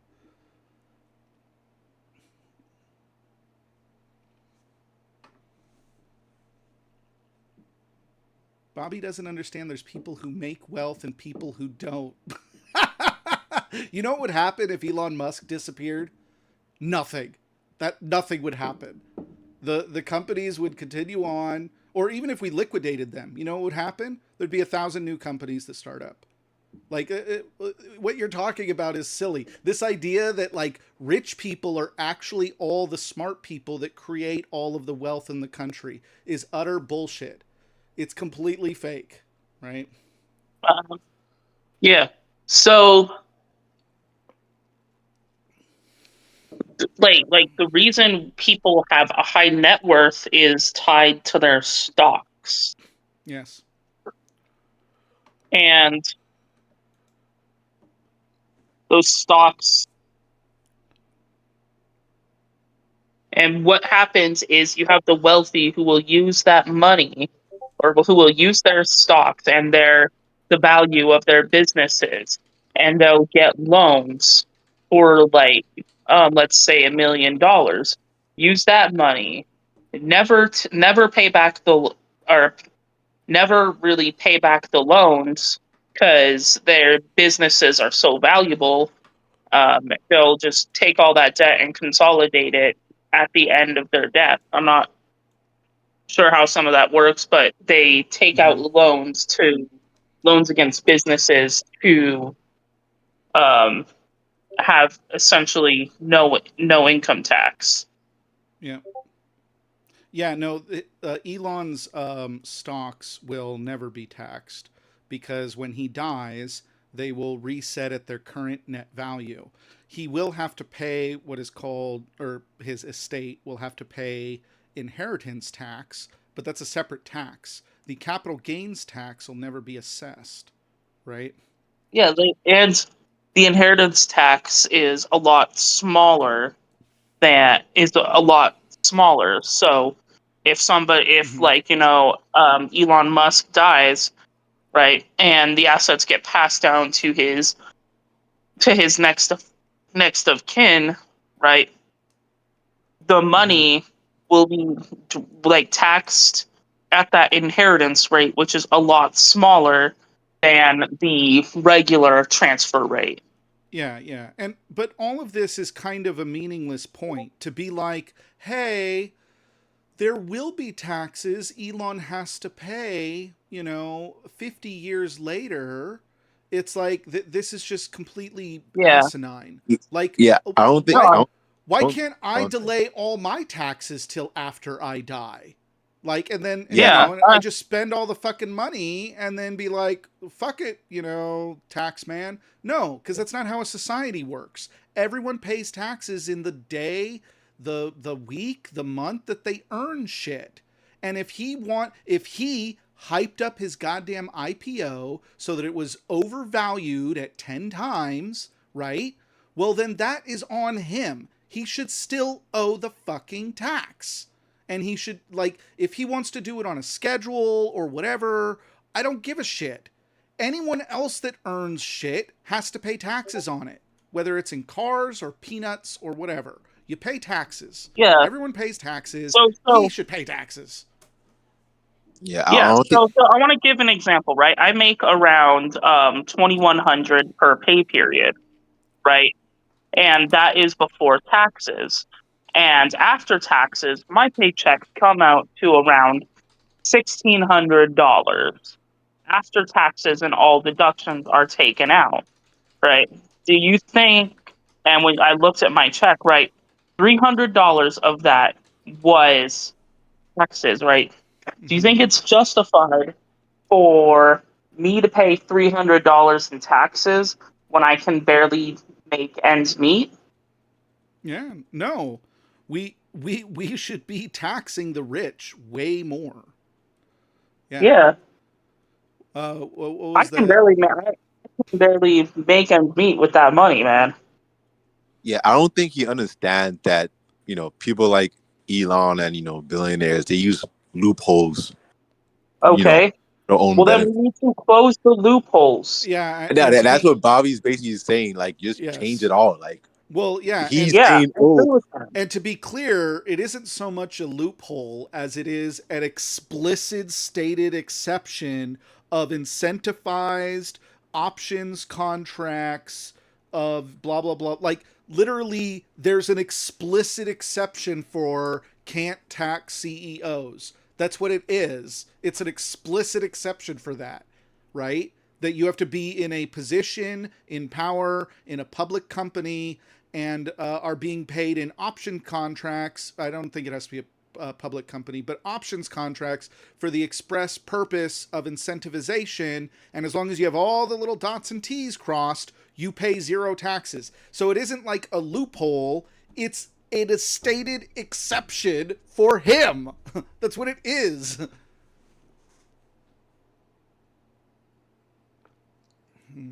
Yeah. Anyway. it's basically the good old, rules for thee, but not for me type bet. Yes. So Yeah. it's like, So, it's not really. If we do it, we will go to jail. So do you so jails, yes. Yeah. yeah, so do you know about the propellization of income, Jetstream? Not exactly. You could, I guess you could Okay. educate me a little bit. So, yes. So, what we see with the propellization of income is that when you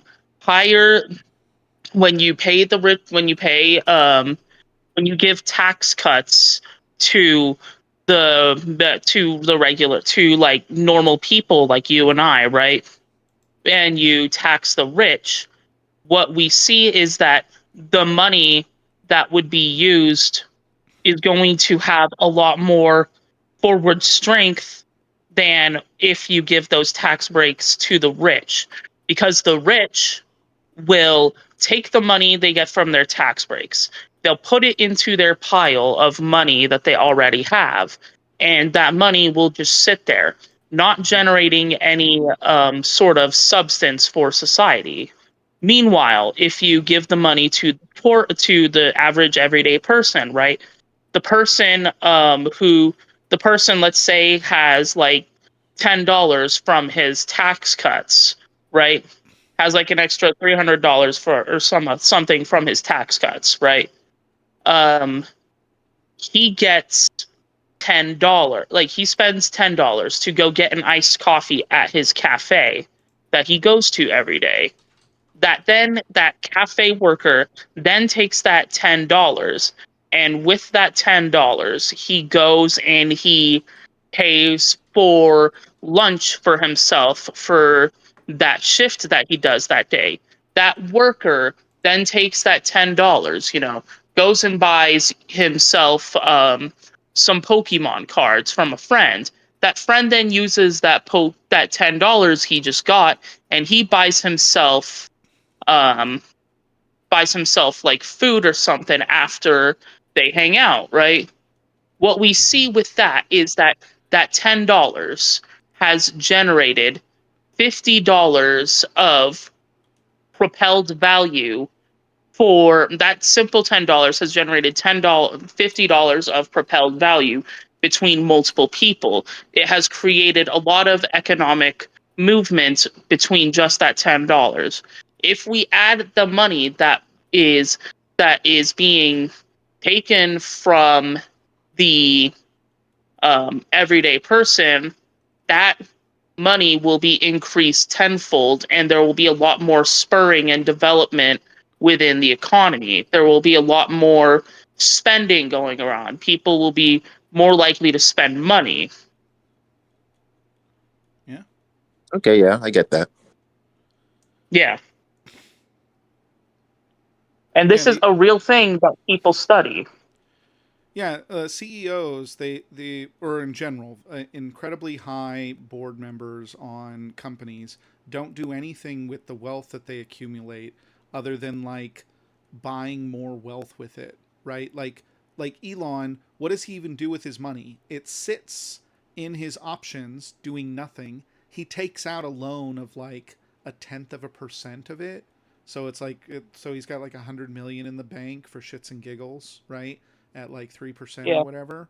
And then he does whatever the fuck he wants. Like he wants to go buy this, he wants to go buy that, he wants to go get a Lambo, he wants to play around. Like he just does whatever the shit he feels like anytime he wants.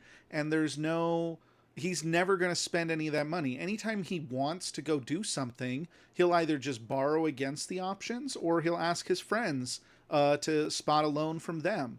So everything was just traded out in loans based on what they want to do, and they never in any way ever sell that value or redistribute that value. It never goes back into the economy. It just sits there indefinitely, right? Yeah. Yeah, the money just circulates basically. It's not going anywhere. So Yeah. So the that most he money might means- do with it is leverage it to buy a stake in other companies, right? yeah, and then that leaves us, the regular society, to like suffer. Yes. Yeah. Well, So- in general, there's a lot of unhealthy things about the position Elon is in. It's not just the fact that he's not paying taxes like everyone else, right? It's also the fact that like he has an unbelievable amount of leverage power. Do you think someone should be able to like, I don't know, control hundreds of thousands of jobs on the fly because they feel like it? Like, in what world do we think that that's okay? That someone should just be able to do that? Like, I feel like firing a bunch of people because I fucking feel like it. Like, he could literally take successful companies and just drive them into the ground because he wants to be a dick. Maybe he had a bad day and he just wants to be a piece of shit. Like, the idea that someone would be allowed that kind of power is insane to me. We don't even give that kind of power to our goddamn politicians. We make them have to deliberate and fight each other and be assholes and liars, right? But he can just waltz in and be like, I just feel like fucking 10,000 people today. And like, we consider that okay? Like, I'm sorry. He doesn't control the laws of the land. We do. We can set the laws to whatever we fucking want. We don't have to be subjected to a moron. That is not a requirement. We can stand up and be like, I want laws that say that people can't do shit like that. And then we vote those in. Like, it doesn't make any sense. Why do we pretend like Elon has all the power? We have the power. We're the people. I'm still waiting for that Dodge check.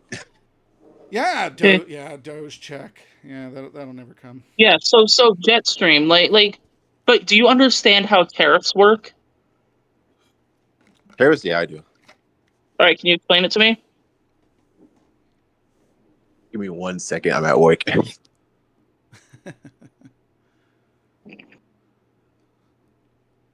He's got to pull it up on his AI. Jetstream? Jetstream's an ally. Yeah. He's a fellow He is? leftist. Yeah. Oh shit! I was like, shit. Sorry. Space. Your evaluation, Space Ghost. If we want a Republican, we got Nitro here. He can come up if he wants. Yeah. He doesn't have to. Long time no see, It's been a Nitro. minute, Nitro. It has. I hope you're feeling better. I hope everything went okay. Space Ghost hitting the bottle early tonight. No. No, I haven't drinking yet. I might grab one in a few minutes though.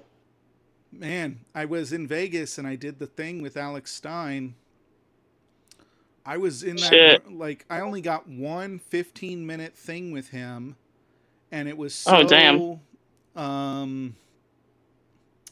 It was incredibly boring. Honestly, I was bored out of my mind, and it took me forever to get Oh there. shit. So I was like, Oh damn. it wasn't their fault. What happened was I missed my flight, so then I had to drive there, and it was 8 hours, and then I had to drive home because I can't take the flight back, and so that was that just made the trip all that shittier. It would have been way nicer if that hadn't happened. Yeah. But anyway, I only got to talk with him for one 15-minute section, and it was so. I don't know. I think I did pretty good. We'll see the video when it comes out. I don't know, but like, there was a point where he was like, the Earth.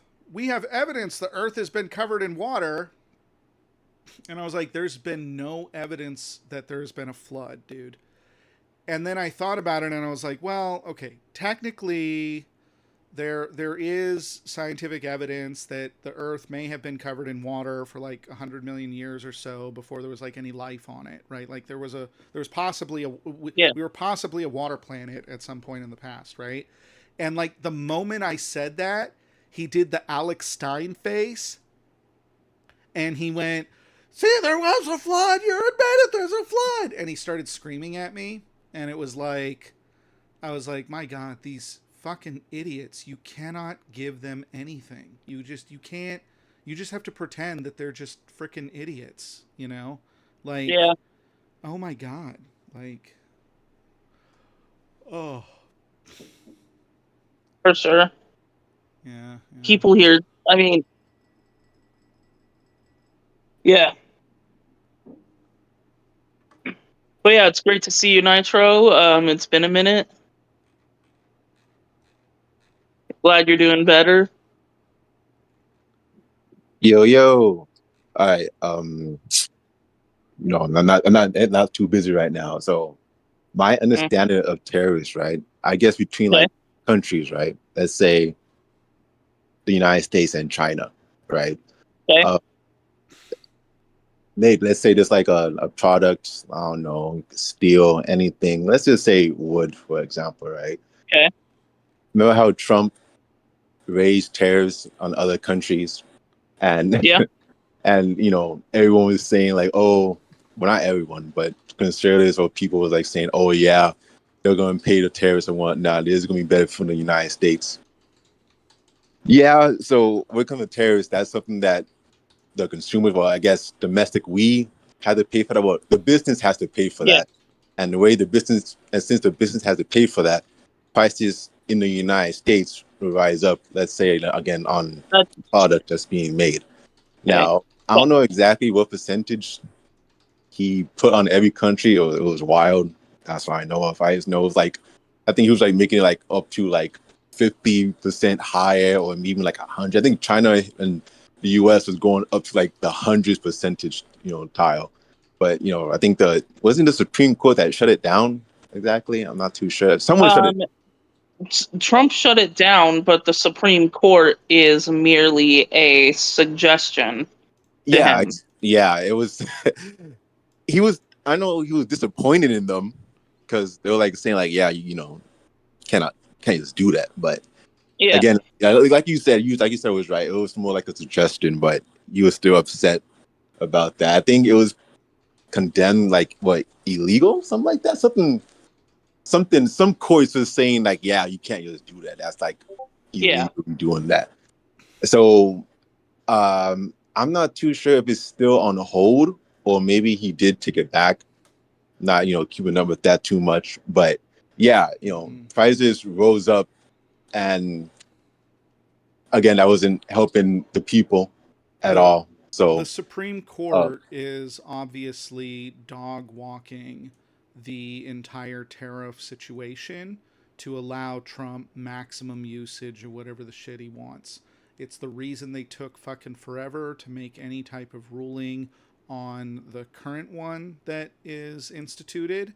And it's the reason that they use such vague wording to suggest that he can use other possible laws that allow him some type of power or whatever. The silliness is that Trump has already started listing out dozens of laws that have nothing to do with tariffs. The law he referenced says nothing about tariffs. Nothing. And he was stating that this gives him the power of tariffs, right? And so the point is that he just doesn't give a shit. He is more than willing to institute tariffs, and he will continue issuing tariffs indefinitely, until he leaves office. And either what is going to happen? The Supreme Court will literally walk every single thing. We need to have like I don't know. Like there's something. There's important aspects of the way that we have our judicial system that are good, like the ability for things to be overwritten or appealed. But like, my God, I hope we never again have to deal with like a rogue Supreme Court that just doesn't give a fuck about anything the Constitution says and literally pulls laws out of their ass. Like, what are we exactly? Like I wish we could do something to stop that from happening, but I have no idea how you would do it. Obviously we need court reform, we need term limits, we need all this shit, right? But like, man, how do you stop a bunch of people that conspire to not give a fuck about the Constitution? I don't know what to do with that. Like, what are we supposed to do? Yeah. I mean, yeah, because Jetstream, you're right on the fact that tariffs are paid by the consumer, and that this is something that Donald Trump is doing so that the wealthy can become more wealthy. Yeah. Yeah.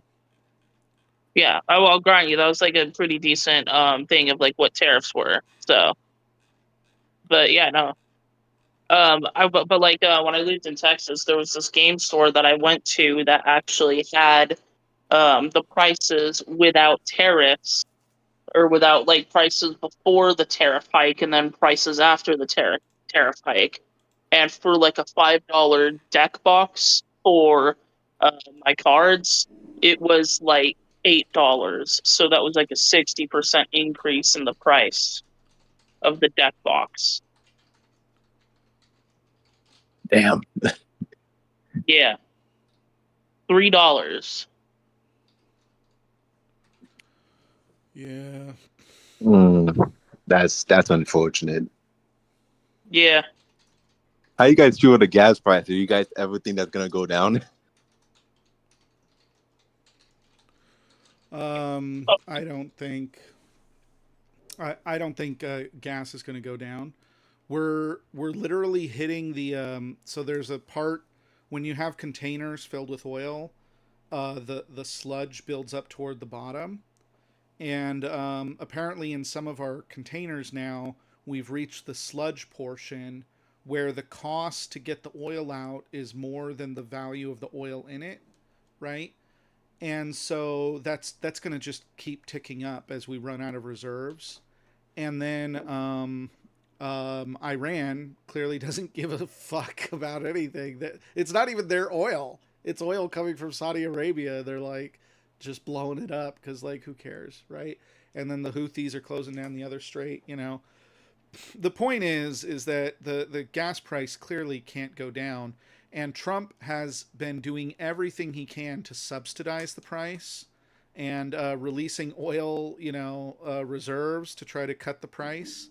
And how long will it be till it blows up in his face? I have no idea, right? Like, but it clearly has to. Like, what can he do about it? Did you see the whole news where they tried to bail out the bond market? They spent like whatever it was, $40 billion this last week to try to bail out the bond market, and it literally brought it down for like less than like 6 hours, and then it started going back up again. And so like the bond market seems like it's going to fuck, meaning that the United States won't be able to borrow more money unless we literally want to default the United States, right? So we're going to be not able to borrow any more money, but Trump doesn't want to raise taxes. So what the fuck is he going to do? There's going to be what is going to happen in the budget? There's only a couple options: default, or raise taxes. Like what is he going to do? Right? Just cut every program. He's going to cut all of Medicaid, right? Or all of just cut all of Social Security, right? I don't even think that's enough at this point,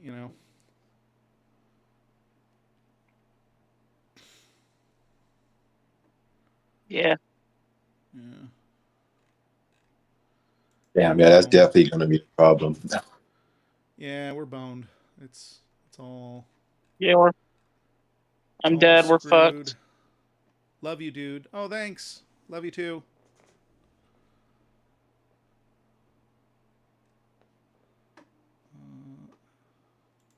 Buy oil futures. I don't know, man. A future is only as valuable as the oil that actually gets produced by the future. So what's going to happen to futures when it turns out that there is no oil to fulfill in those contracts? So like you buy a future that's like, I get 10,000 barrels from this field or whatever, right? I mean, it's a little more complicated than that. But like what happens when like the due date occurs? Okay, here's your 1,000 barrels on, September 15th. And then like you call up the company and they're like, yeah, there's no there's no oil. there are no barrels. That was a fake contract, man. What? Yeah. So yeah. So I don't understand the price. So there's something called the what is it? The spot barrel price or something? What is it called? I don't know what it's called. Spot barrel price versus futures. I think it's called spot price, right? Yeah. What is the current spot price of oil? So this means that you walk through a field and you point. You say, I want that barrel of oil. And they go, okay. So Brent crude is 94. No, I want to know the spot price. Brent crude has climbed. No. What is the price of a barrel if I went to buy it myself physically? maybe it's not called spot price. Maybe it's called something else. You couldn't get it for this because it does not sell to individuals. Yes, I know, but if I went to go buy it, you moron. Okay, whatever. So there's a market where you go to places and you're like, yo, I want oil, and it's something like, normally they float next to each other. Like, you know how like when you go to a pawn shop and you have a bunch of gold and you're like, hey, I'd like cash for this gold. And they go, oh, okay. And then they look at the market chart and it's, you know, whatever it is, $500 an ounce. And you go, okay. And so they weigh it and then they give you the money because that's what it says on the market, right? They subtract 10% or whatever for their fee, right? That is physically doing it right then and there. You can go to places and try to buy a barrel of oil, right? And or go to, you know, backdoor contracts or whatever. And my understanding is that price is something in the vicinity of like 50% higher than the current futures market. So the current futures market, right, is you know, already nutso. But when people are actually like, when people are like, yo, I got my barrels in my backyard, and you go and say, hey, I'd like to buy one of those, they're like, well, that's going to be like $150 a barrel, my dude. You know, like if you went to a pawn shop to try to buy a barrel of oil, they're going to be like, yeah, I don't give a fuck what it says on the monitor. You know, oil's very expensive, right? And so the point is that actual physical oil is not selling at the futures price, is my understanding. So to me, when you buy into these futures, you are basically buying hope that the price will go down, right? That the war will end and that all the supply and demand stuff will resolve, right? Because if it doesn't, you may be caught holding nothing, right? Meanwhile, actual oil is selling at way higher prices.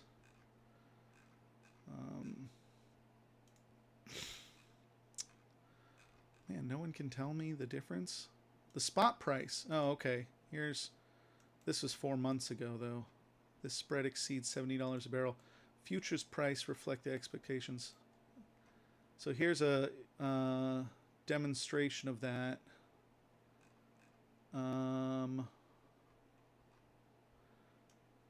Econ 101 oil.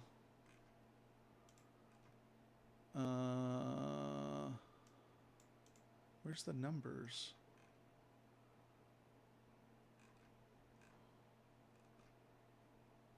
I don't know why there's no numbers. Wasn't there numbers here a second ago? Well, whatever. It says it here. The spot price is $150 a barrel. At times, this spread exceeds $70 a barrel. Future prices reflect expectations about the future. Sure.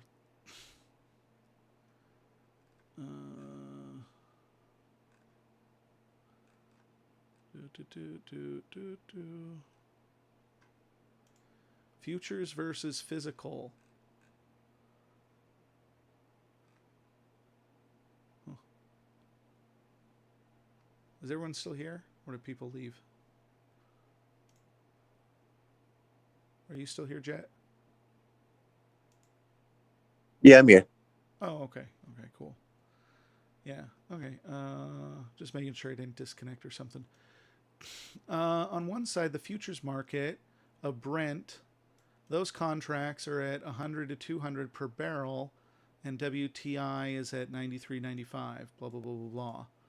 In the physical market, Dubai-linked crude used to price much of Asia's oil has exploded to $138 to $140 a barrel.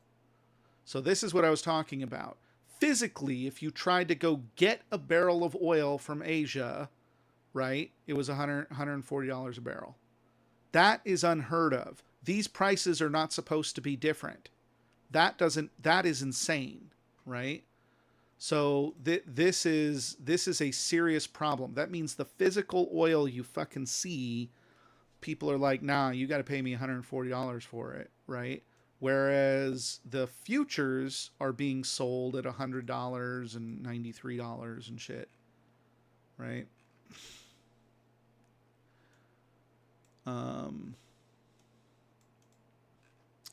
Yeah. Yeah, yeah.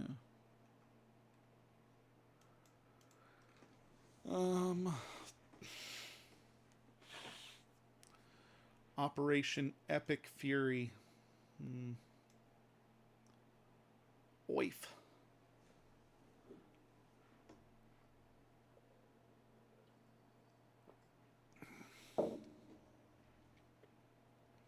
Boy, this whole didn't Trump, like, I think on a map, I think recently he said like this is like America territory, something like that. What, Asia or Like in the by the Straits, right? By you know the Straits of Hormuz. oh yeah, I think he said that, oh, this is gonna be like, you know, neo American territory. I'm like, what? it's so dumb because it's a lot harder to sustain something than it is to destroy it. And so Iran has no need to spend any crazy amounts of money. They throw a couple of mines in there, they blow up a couple of tankers, they make sure everyone is just scared to fuck to even go through, and that's it. They don't care. Like what does it matter to them? It doesn't hurt them. And you know, it fucks with the US, and they have already demonstrated the US doesn't have an appetite to invade, which is the only thing that they were concerned about, right? Was a full out world war, you know. So there's nothing they just don't give a fuck. They can bitch and whine at Israel. They can say don't bomb Lebanon. They can, you know, do whatever they can just demand whatever it is. Trump already agreed to pay them $300 billion, and they're now saying no. So what do you think they're going to ask for next? $1 trillion? Trump already unfroze a bunch of their assets, so now they have a bunch of money, which is why they have a bunch of Chinese weapons coming into the country now. So it's like what the shit, man?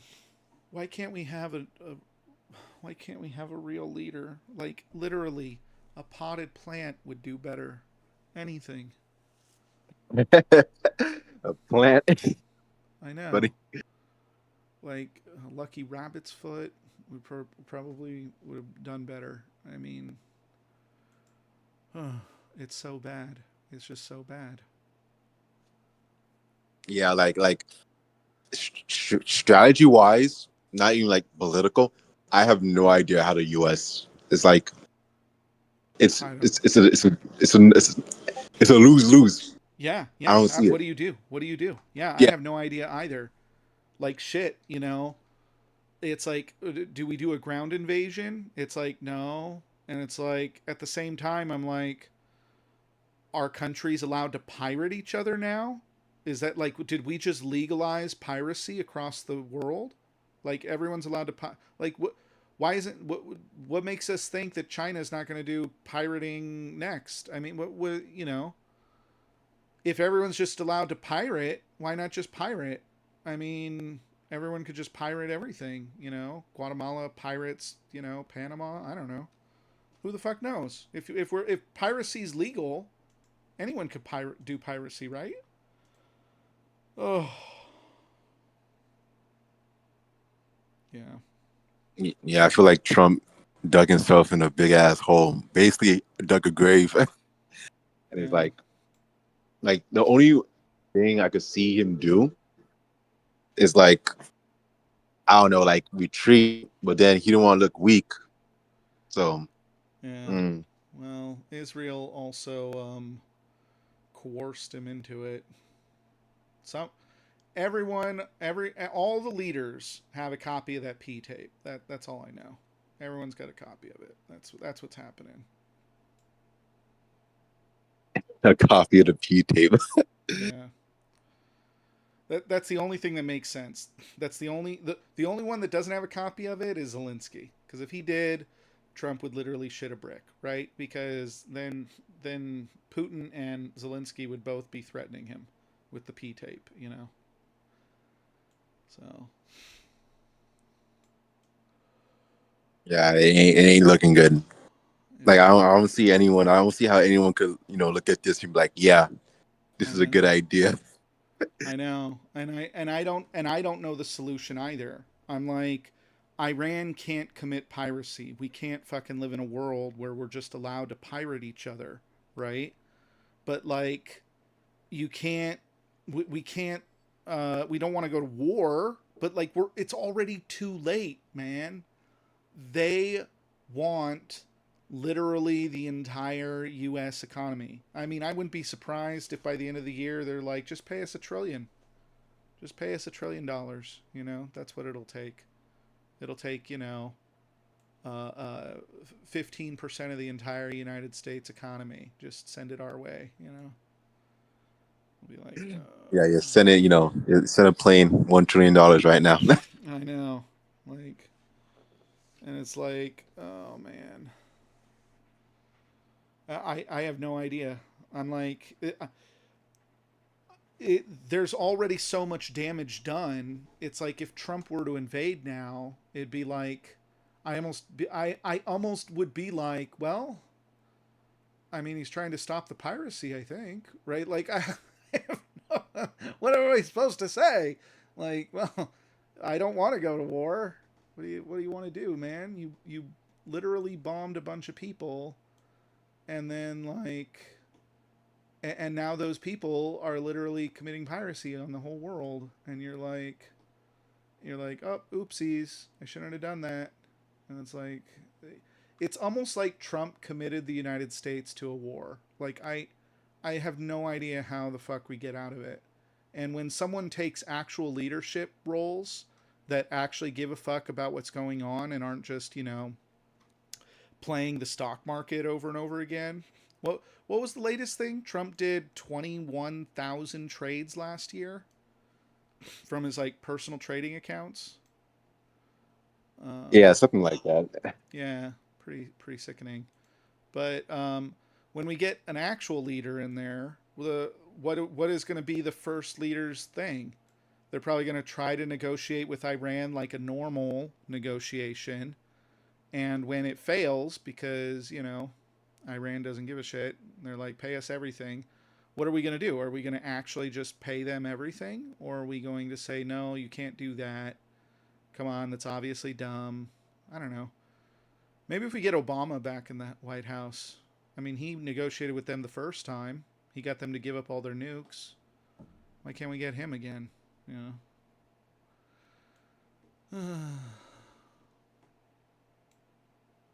The future is uncertain. Future is uncertain. All I feel like is a lot more people are going to die, and it's terrible. But that's why I'm doing this. Talk to dumb people.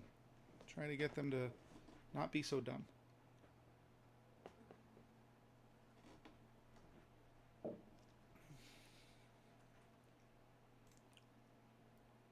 Whoever finds an idea and how to solve this deserves a Nobel Peace Prize.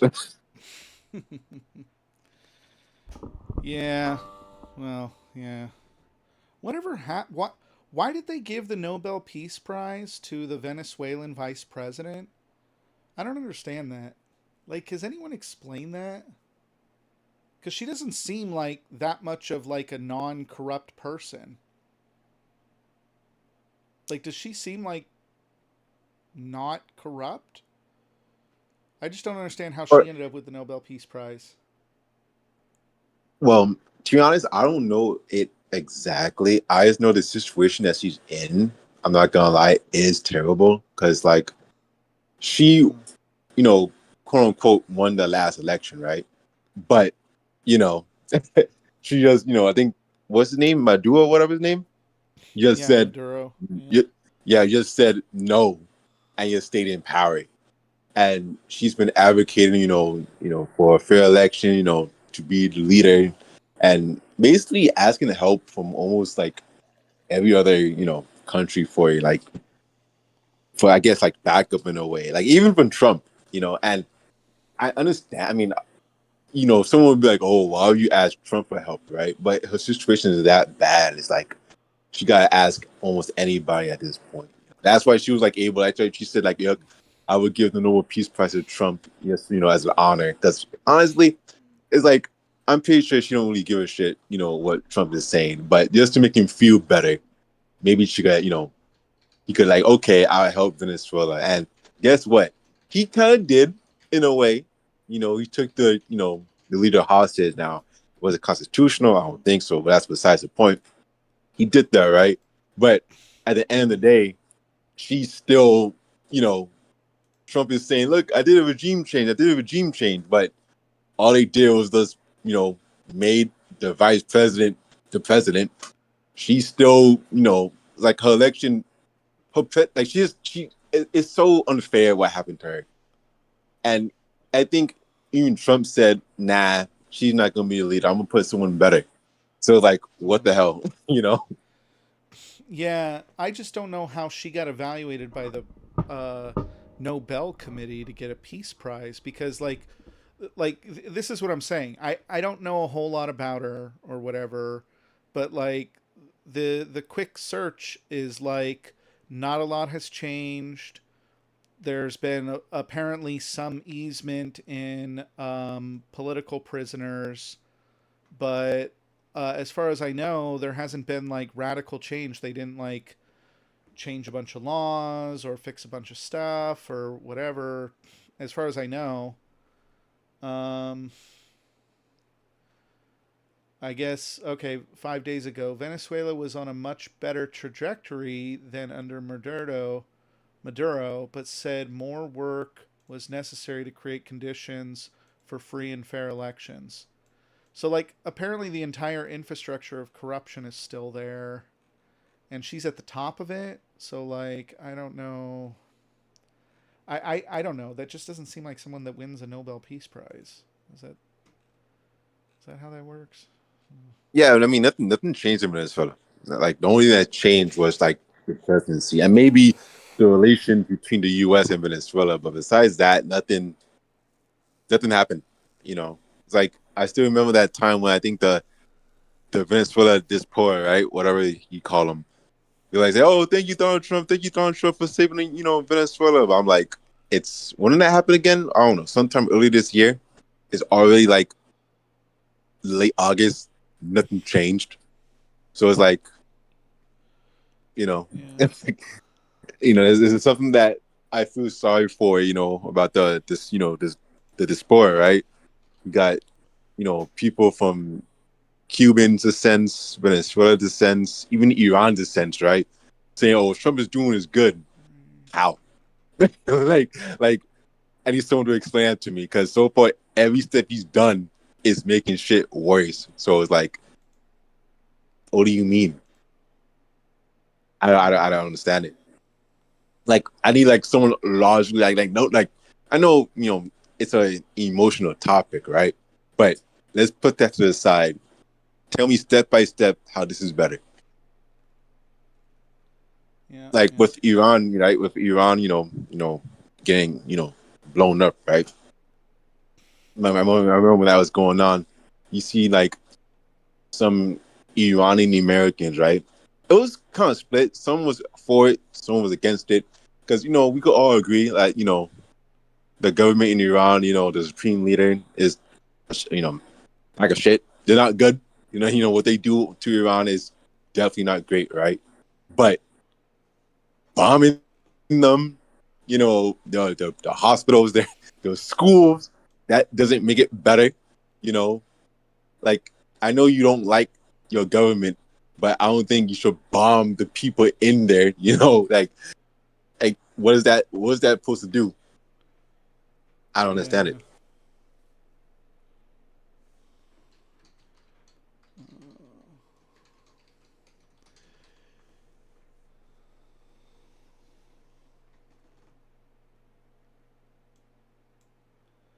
Uh,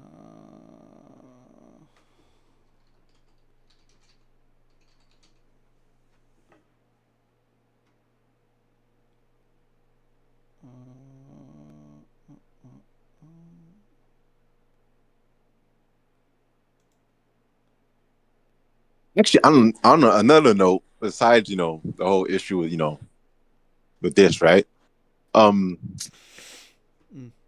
Mm. I'm not sure if you heard about a new situation that's kind of going on. All right, give me 2 seconds, actually. Okay.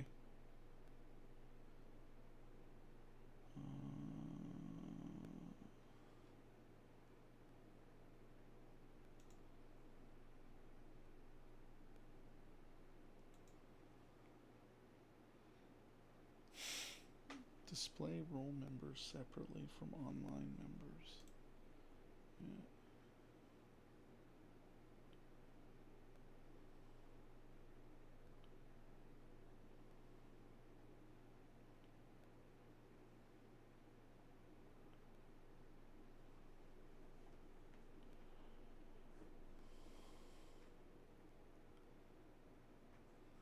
Yo, okay. I want your opinion on this, right?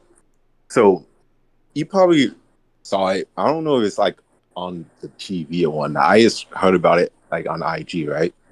So you understand about, I guess surrogate. I mean, I know you're pro-choice, right? But there's this case that's going on about, I guess, I think something with the surrogacy about a lady named Mackenzie. So Yeah. have you heard about it? I have not. No. So apparently, you know, I'm pretty sure you kind of know how a surrogate mother works, right? She's Yeah. not really the mother. She just takes whoever the parents' DNA, embryo, sperm, placing that surrogate mother. Blah blah blah. 10 out of 10, right? Yeah. So what she did, right? So it found out that the baby or the baby was gonna have a very bad heart defect, and the parents, right? They told the surrogate mother, like, yeah, that's not gonna be that's a no go. You could just go ahead and abort the child. And the surrogate mother, what she did, she denied it. She said, no, I don't want to do that. And she went to Texas to not, I guess, have an abortion. Give me 2 seconds again. Yeah. No worries.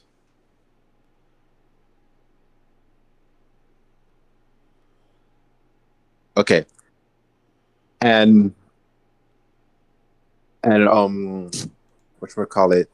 So she went to Texas to basically have the, I guess, to have to be safe from being, have to do an abortion, right? And so the baby was born, right? But I don't want to say, oh, the baby's fucked up, because that's crazy. But the baby got a really bad heart defect, as stated by the doctors. And it's just interesting because what do you think about that?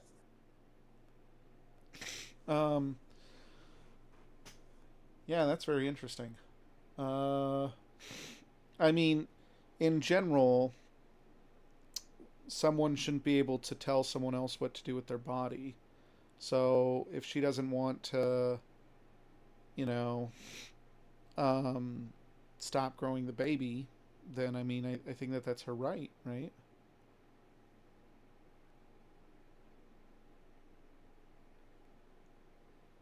I mean, that seems like it's her right. What is the court order here? It's all about the court order. What do you think is the proper ruling by the court? That they strap her down, wheel her in, and force her to go through an abortion? Or does she owe some monetary fine for violating a contract? Because in general, I am against the strapping down of women and making them do things that they don't want to do. Right? So I just don't think the court should be ruling in that direction. Yes, and I agree on that perfectly, right? Uh-huh. And now I think she's trying to fight because she's being the surrogate mother. She's being sued by the parents because like you said, that was against her contract, and I think she's trying to have the state of Texas basically bail her out of it But I think the state is saying like, no, you know, one, she wasn't even supposed to go to Texas. She was supposed to give birth in California. That's one. And two, she kind of, didn't listen to the parents after they said, yeah, abort it. Because again, even though, she's the one giving birth, the contract basically says like, that's not your baby. Okay, legally, Yeah. by contract, that's not her baby.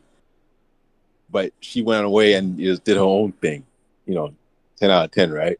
And now I think the parents are suing her for the liability because, now I guess, because since, the baby has massive defects, now the, procedures to take care of it is going to be very expensive. And the parents, they don't want to pay for that because, like, we told her not to give birth, to this child.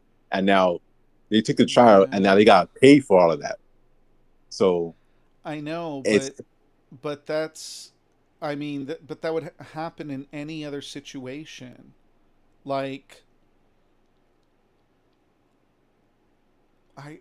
what would be a situation that's similar? Like, is there an analogy that we could state to this? Like,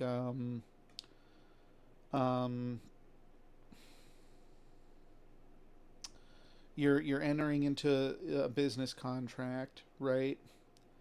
And God, what would it be? So what is going on? They entered into a contract. She agreed.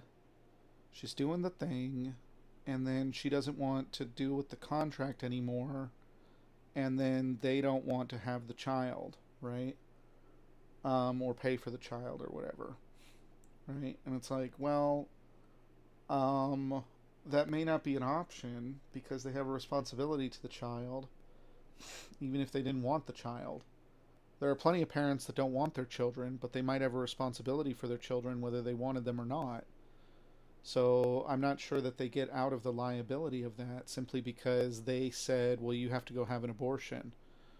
She didn't want to have an abortion. What do you want to do?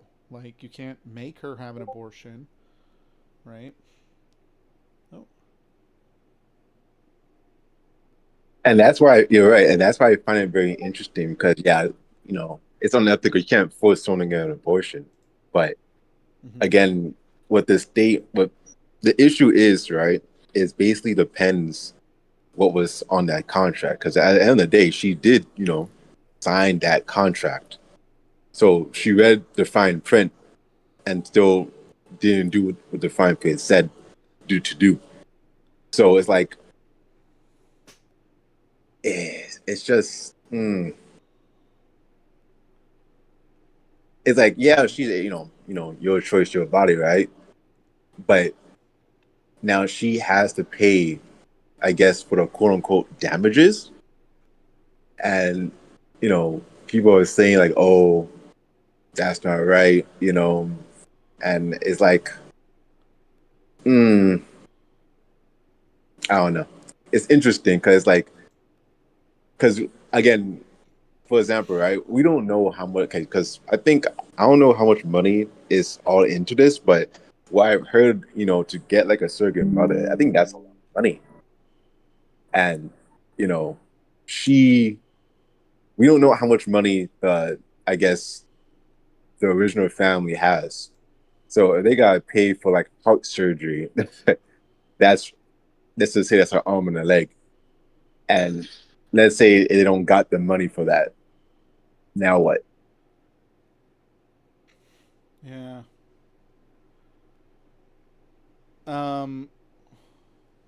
I'm sorry. I only heard half of what you said. Who doesn't have the money? The original family. No, it's just, I'm not saying that they don't have it. I don't know if they have the money for it, but let's say that they didn't want to have the child because they didn't have the money to take care of it. And again, she did it anyway. So it's not relevant. We don't determine someone's responsibility of a child based on whether or not they have the money to take care of the child. If anything, if they didn't have the money to take care of the child, that would be a legitimate reason for the child to be put up for adoption, and the court would grant that. Right? So like you can Yeah, sever, no. you can sever your responsibility to a child with the court. The court will let you do that. Typically, if you have a bunch of money, though, they're not going to let you do that. You owe the Yeah. state money to take care of the child. So if they don't have enough money, then they could probably give the child up for adoption without issue. So, do you think the family is right in suing the surrogate mother? Oh, certainly. She violated a contract. But a civil suit is only going to result in monetary damages, right? So Yeah. Okay. they clearly have a case for monetary damages. No one is saying that they don't have a case for that. Like she obviously violated a contract, right? So Well, that is absolutely the case. There's clearly monetary damages. When it comes to things like women's rights, the question isn't whether or not someone is owed monetary damages. That can certainly be the case. The question is whether or not someone's is forced to have their body be used in a way that they don't want to. And that is where I would draw the line. I don't think the woman should be able to walk into a civil court and the ruling be, okay, we're going to put you in handcuffs now and strap you to a bed and then wheel you to a location where we're going to literally force you to go through an abortion. That would be the most heinous, fucked up Yeah. shit you could imagine, right? Yeah. We don't do that, right? But as far as like she owes them money or something because she, violated, sure. Yeah, and she probably does owe money. She did violate a contract, right? Basically the whole pro-life movement is like, I guess, not on your side. The whole pro-life movement isn't on my side. They want her to be able to have an abortion.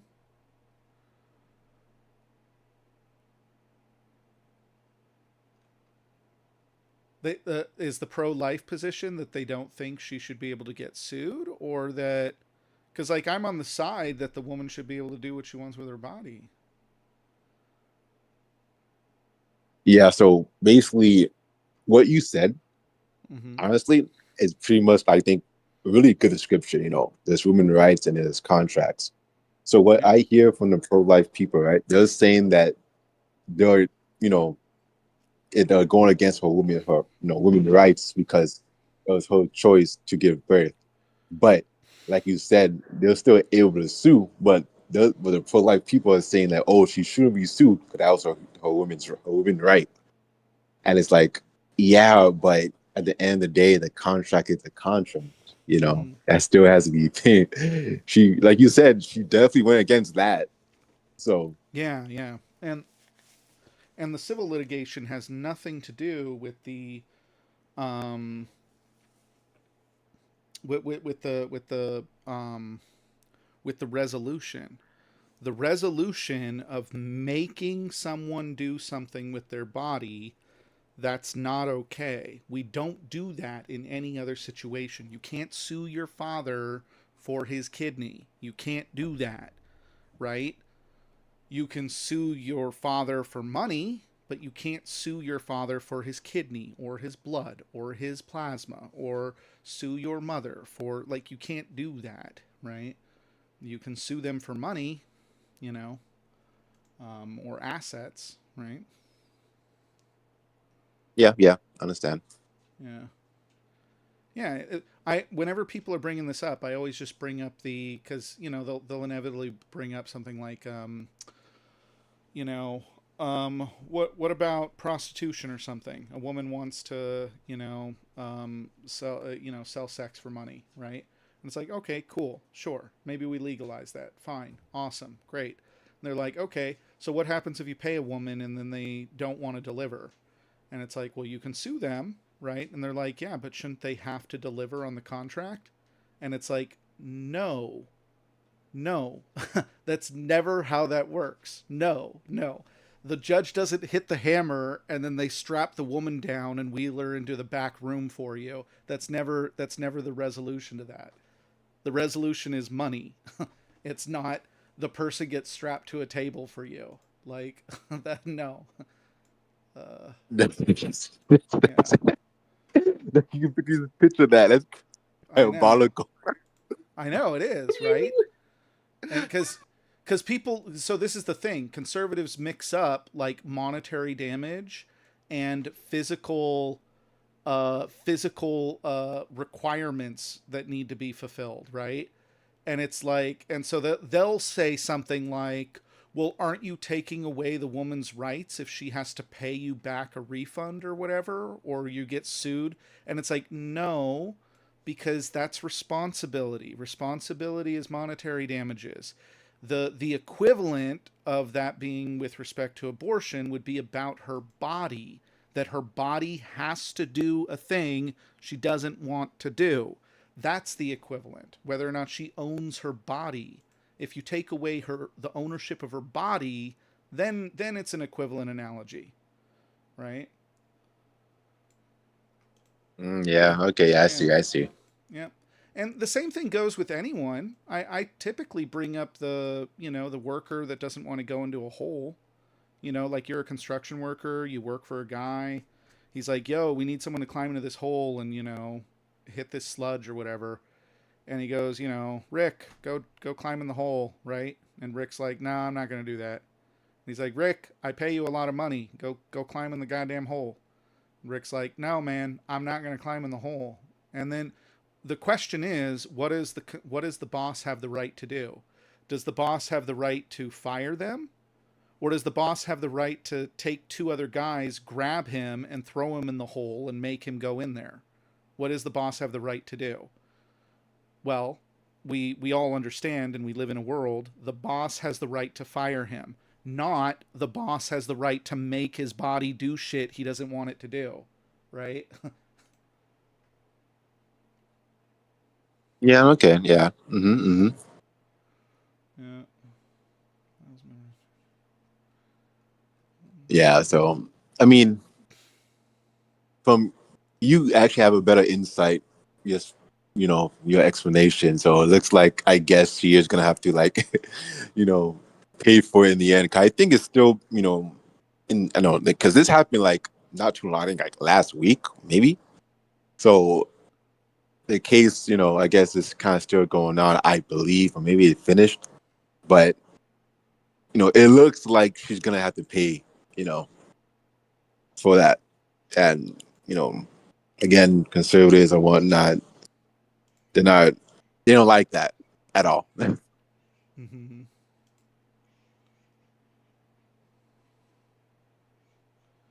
Yeah. Use external stickers.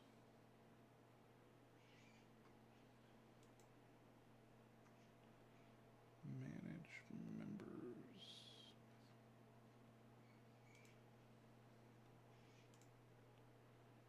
Bypass slow mode.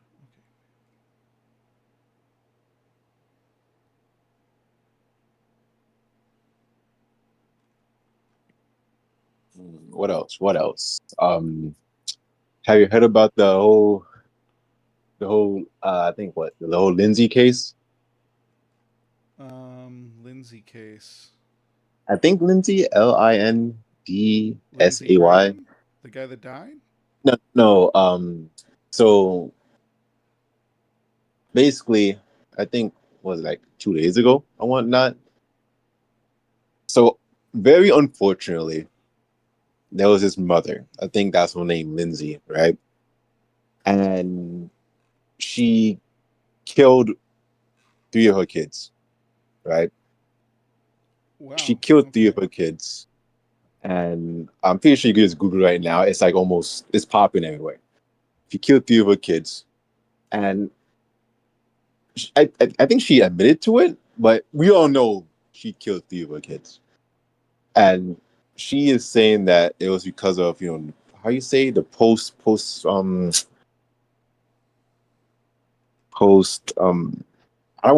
forgot the actual word. I know it's post-stratum, something like that, but let's say just for convenience sake, like post-stress, right? because sometimes when a mother gives birth, right, she goes through that high level of stress, but that acute level of stress, and people are saying that she should be charged for first degree murder, right? And then the other side is saying that, oh, it's because of the stress level, because giving birth that can happen.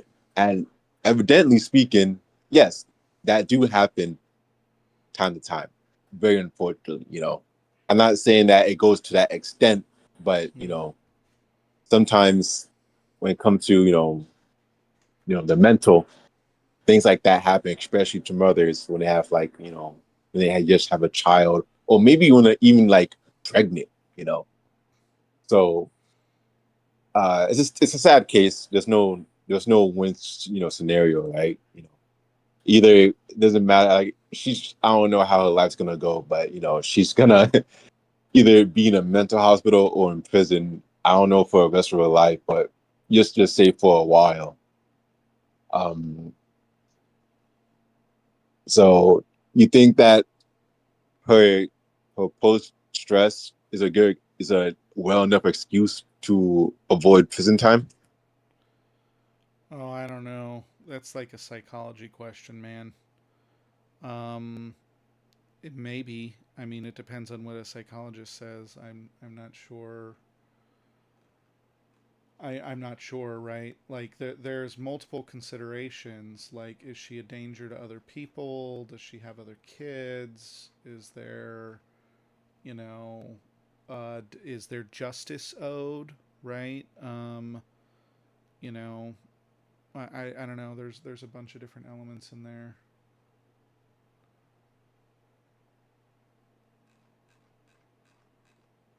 Uh,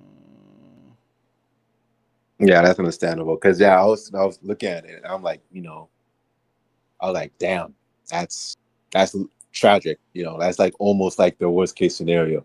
I'm surprised that she didn't even kill herself. Maybe someone found her before she did kill herself, but most of the time that's usually the route. They kill the kids, they usually kill themselves. But mm, you know, she just, I guess, didn't kill herself, right? And people are very, there's a trend going on, right, with some mothers, I guess saying that, oh, they support her or whatnot. Now I don't know if that's a good or a bad thing, but people are saying that, oh, what the hell is wrong with you guys? She killed her kids and everything. A lot of people, yeah, and it's just ironic, right? And here's the thing that I disagree with. They're getting mad at her, for basically killing 3 kids, right? Granted, that's bad. We all agree that's bad, right? But then, yeah.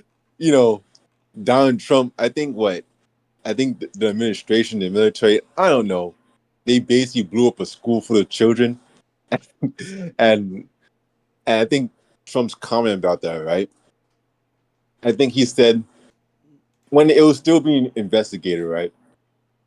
He said like, "Oh, I don't think the U.S. is the one that did bomb the school, but if we did bomb the school, I'll just live with that, and that's it."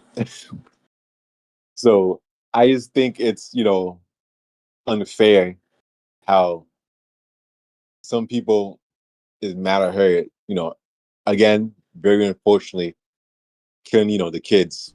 That's bad. But then there's more people condemning her for doing that than condemning Trump for doing what he did. That's basically.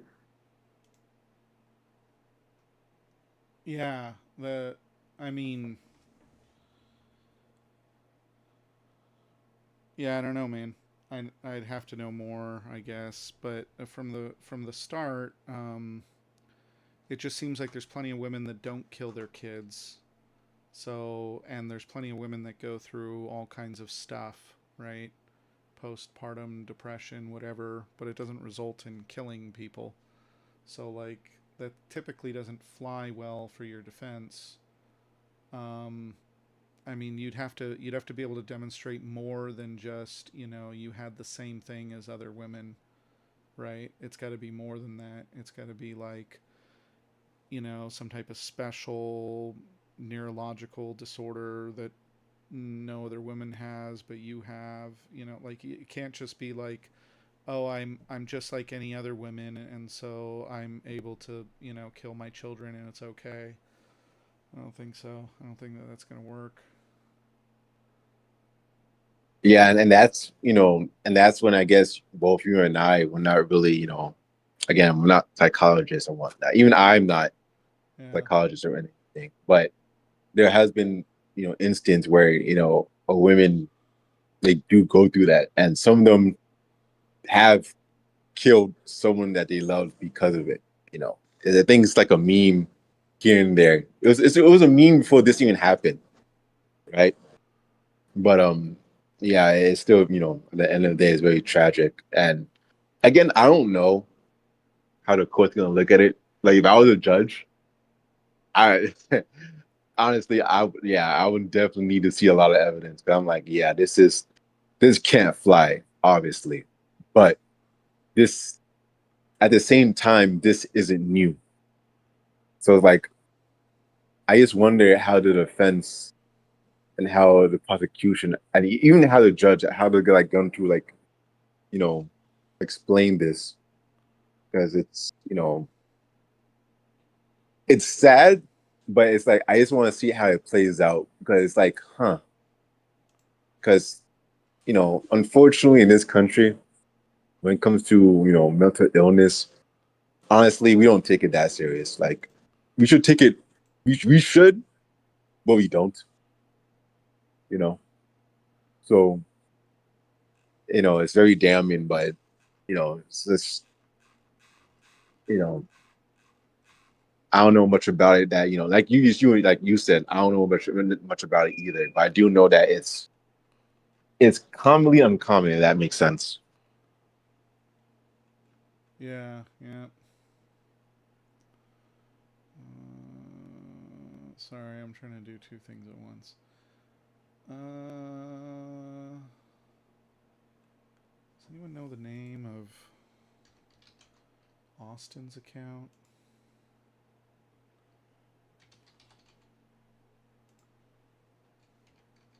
Austin? Is he just called Austin? No. I don't know his name. What does he call himself?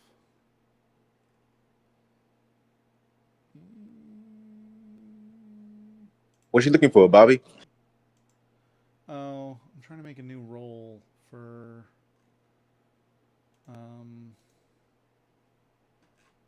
people that show up that are like, the famous people or semi-famous people that join the server. So I'm trying to make a special role for them. Okay. Because like I did a debate with Dr. Greg, and then he joined, and I was like, oh, I need to give him like a role or something. Save changes. Okay, here we go. Okay, so now if I go to announcements, there we go. So now Dr. Greg is in his own category. That's cool. And I gotta find. I don't know what Austin's name is. YouTube. I need my glasses. How are people feeling? Man, it's getting quiet. We got one person on TikTok. Hello. Feel free to join the TikTok if you want to join in on the conversation. And we have no one on Instagram. And we have who's this? One person on YouTube. Cool. I love it. And then we have a few people on Discord. Do you have a upcoming debate?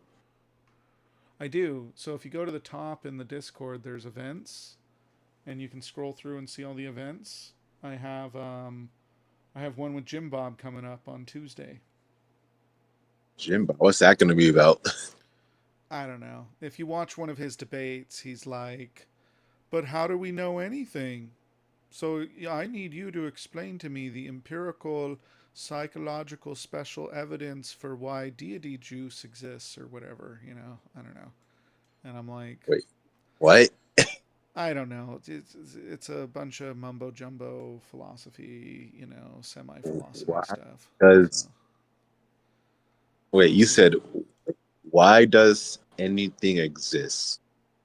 yeah, why does anything exist, right? And I'll be like, I don't know. And then he can be upset at that, I guess. I don't know. Would he mean something like why do like social construct or literally why does everything exist? Why does everything? I don't know what he means. Yeah, that's a good question. Yeah, I mean, I could say at least I could tell him why does Earth exist, because the solar system, the sun, the planets, the moon, the asteroids, gravity, you know, there's this thing, and we be spinning and we spin and spin. The moon spins, around Earth, the Earth spins around the sun spins around the galaxy, and the galaxy just does its thing, goes whatever it wants, where it wants. When it comes to like broad questions like that, I try to like cut it down to size. Like, okay, what do you mean by that? But Yeah. like, why did this happen? Because it does. Mm-hmm. Yeah, there's plenty of questions that it's like we don't know the answer to. So some people feel better about making up an answer, and then other people are like, yeah, I don't think so. Sims? No. Scientific.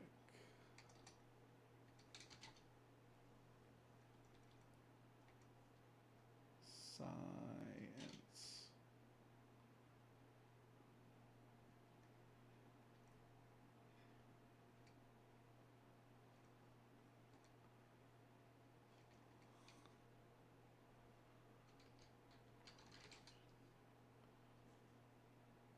Huh. Ugh, I don't know. Wait, maybe he messaged me. If I go here, I go to messages.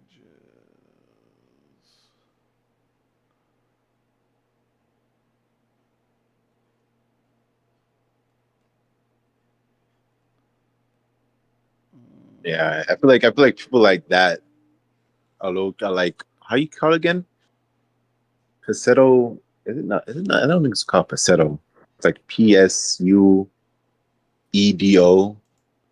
Passetto intellectual. you know? Oh yeah. Yeah, like it's like people who act like they're intellectuals, but they're not. But they act like it because they use like vocabulary words that's, I guess, considered big, and they graduate from like Google search university. You know? Yeah. Yeah. Yeah, Exactly. it's like I'm not saying that Googling stuff is bad, right? But if you don't know much of what you're even talking about, it's like the saying that a computer is only as smart as its user. So if you're dumb, more than likely what you're looking for is dumb in general. So you're not even gonna understand. It's a literacy problem. People, I'm not saying that people don't know how to read. Most people in the United States do know how to read, but you know, literacy is about reading and understand what you read. If you don't Yeah. understand what you're reading, it's like, well, Yeah. and I think that's the issue. Most people don't understand what the hell they're reading, and it's like you could show them the answer, and they'll have a different conclusion. Like Yeah. like the whole your evolution debate. Like that's a sign of of lack of literacy. Because like, what are you talking about?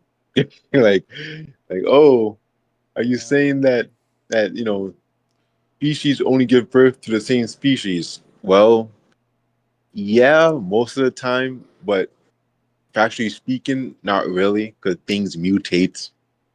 Species emerge from other species. They just don't come out the blue, Like the graph that they would show is like, oh, like they would show like, let's say for example, like a bug or a tree. It's like at the very beginning of the branch, and then everything branches off. But that's not how it works. Oh Are yeah. you saying that you're related to a fish, Bobby? I know. Sure. Yeah. Yes, I am. Yeah. Yeah. If that's what he needed me to say. Yeah, I don't know why they say that as like that's a refutation. Is it's so unbelievable it therefore doesn't happen. What I need to say in response is something else that's equally absurd. Like, well, do you think that a particle can be in spin up and spin down at the same fucking time? Right? Like, it's an absurd thing, but that's what the evidence says, man. What do you want me to do about it? I'm not the arbiter of how the world works. You know? Nah. What I usually say, right, when people say that, because again, it's not the first time someone said that to me. Oh, are you saying that we're related to chimps and bugs and even to a plant? And my rebuttal would be like, well, do you think a woman came from a man's rib? like Yeah, make it make sense. Like, what are you talking about? yeah, yeah, exactly.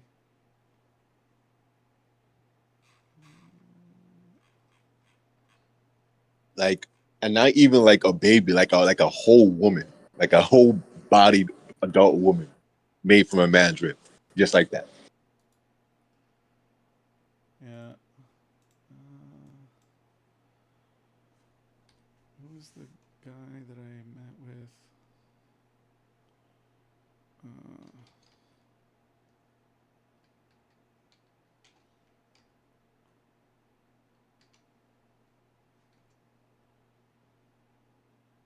Sorry, trying to.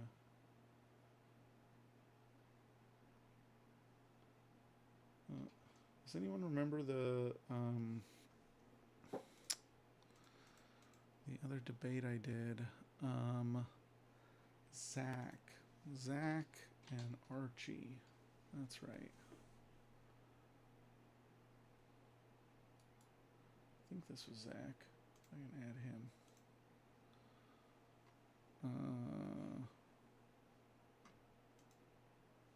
And I don't know where.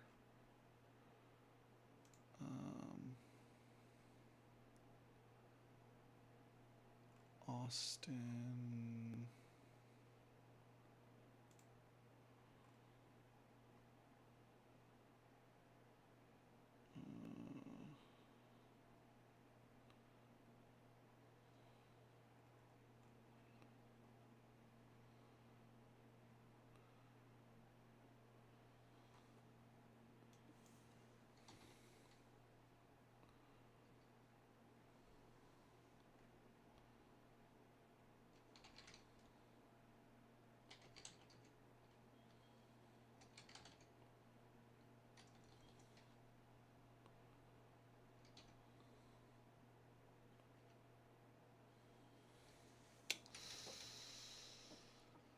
Okay, well, if anyone knows who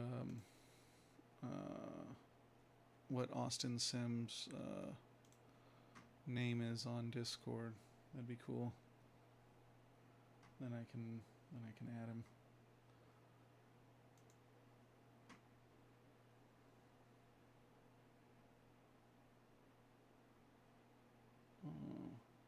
How do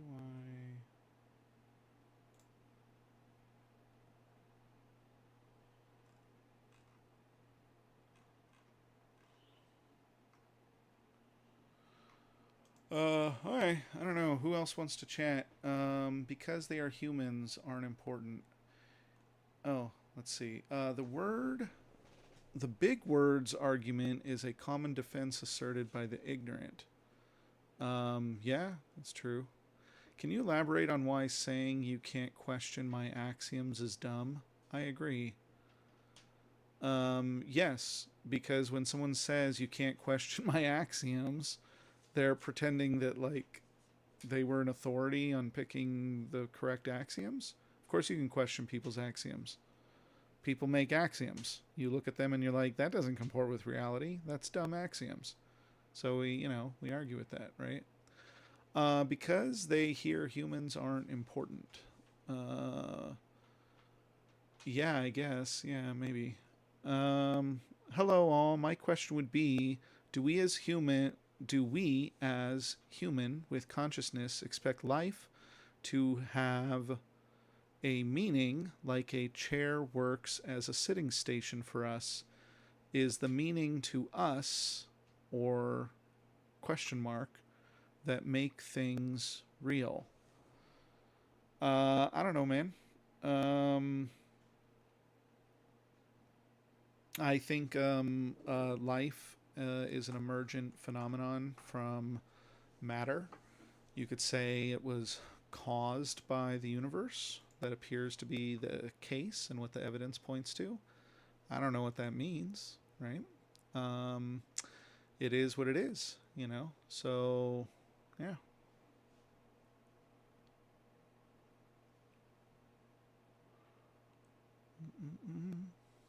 Yeah, I'm not sure if he's asking about the purpose of life or life in general. I mean, life, I guess the general aspect, yeah, kind of like what you said, it's a phenomena, that, you know, just so happened to be on Earth. I mean, I'm pretty sure that, you know, is it on other planets as well? I don't know. But right now, as we know, Earth is right now the only planet with habitable life. And why does it have life? Because I guess, the lines, the universe literally in our favor said, okay, the sun's going to be at this distance. It's going to take this time. I mean, it's not like, life was born the first day. It took like, what, how long? How old is the Earth again? Like a couple of billion years old? And then life. Yeah. Yeah, the Earth is like 4.5 billion years old. And it Yeah. appears that life came about within the first two billion years or something. And the main thing isn't so much the life of uh, the length of time of Earth; it's the length of time of the universe. The universe has been around 13 billion years or so, and literally a planet emerges with life in like 9 billion years. It's like holy frick, like holy shit. Basically, everything was hydrogen. Everything got, nuclear fusioned and exploded into a bunch of little dust clouds. The dust clouds formed, and the moment you even had a rocky surface that could support life, poof, life shows up, right? This is so incredibly fast on the grand scheme of things, right?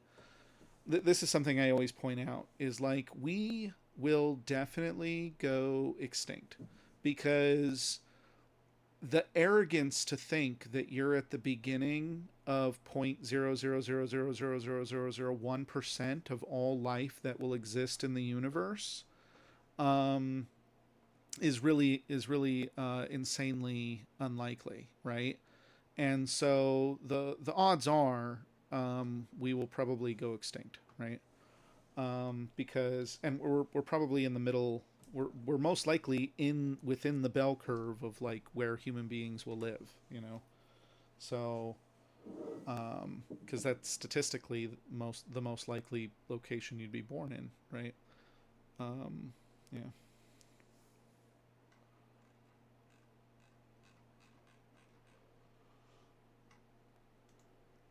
Ugh. Oh man. So I have Jim Bob next week, and then next month I have Dinesh D'Souza, and then James was thinking about me going out to Orlando to do DebateCon, but I don't think he has anyone lined up for me. So I'm still working that out. But that would be cool. I'd love to go to Orlando and do some more debates or whatever, you know.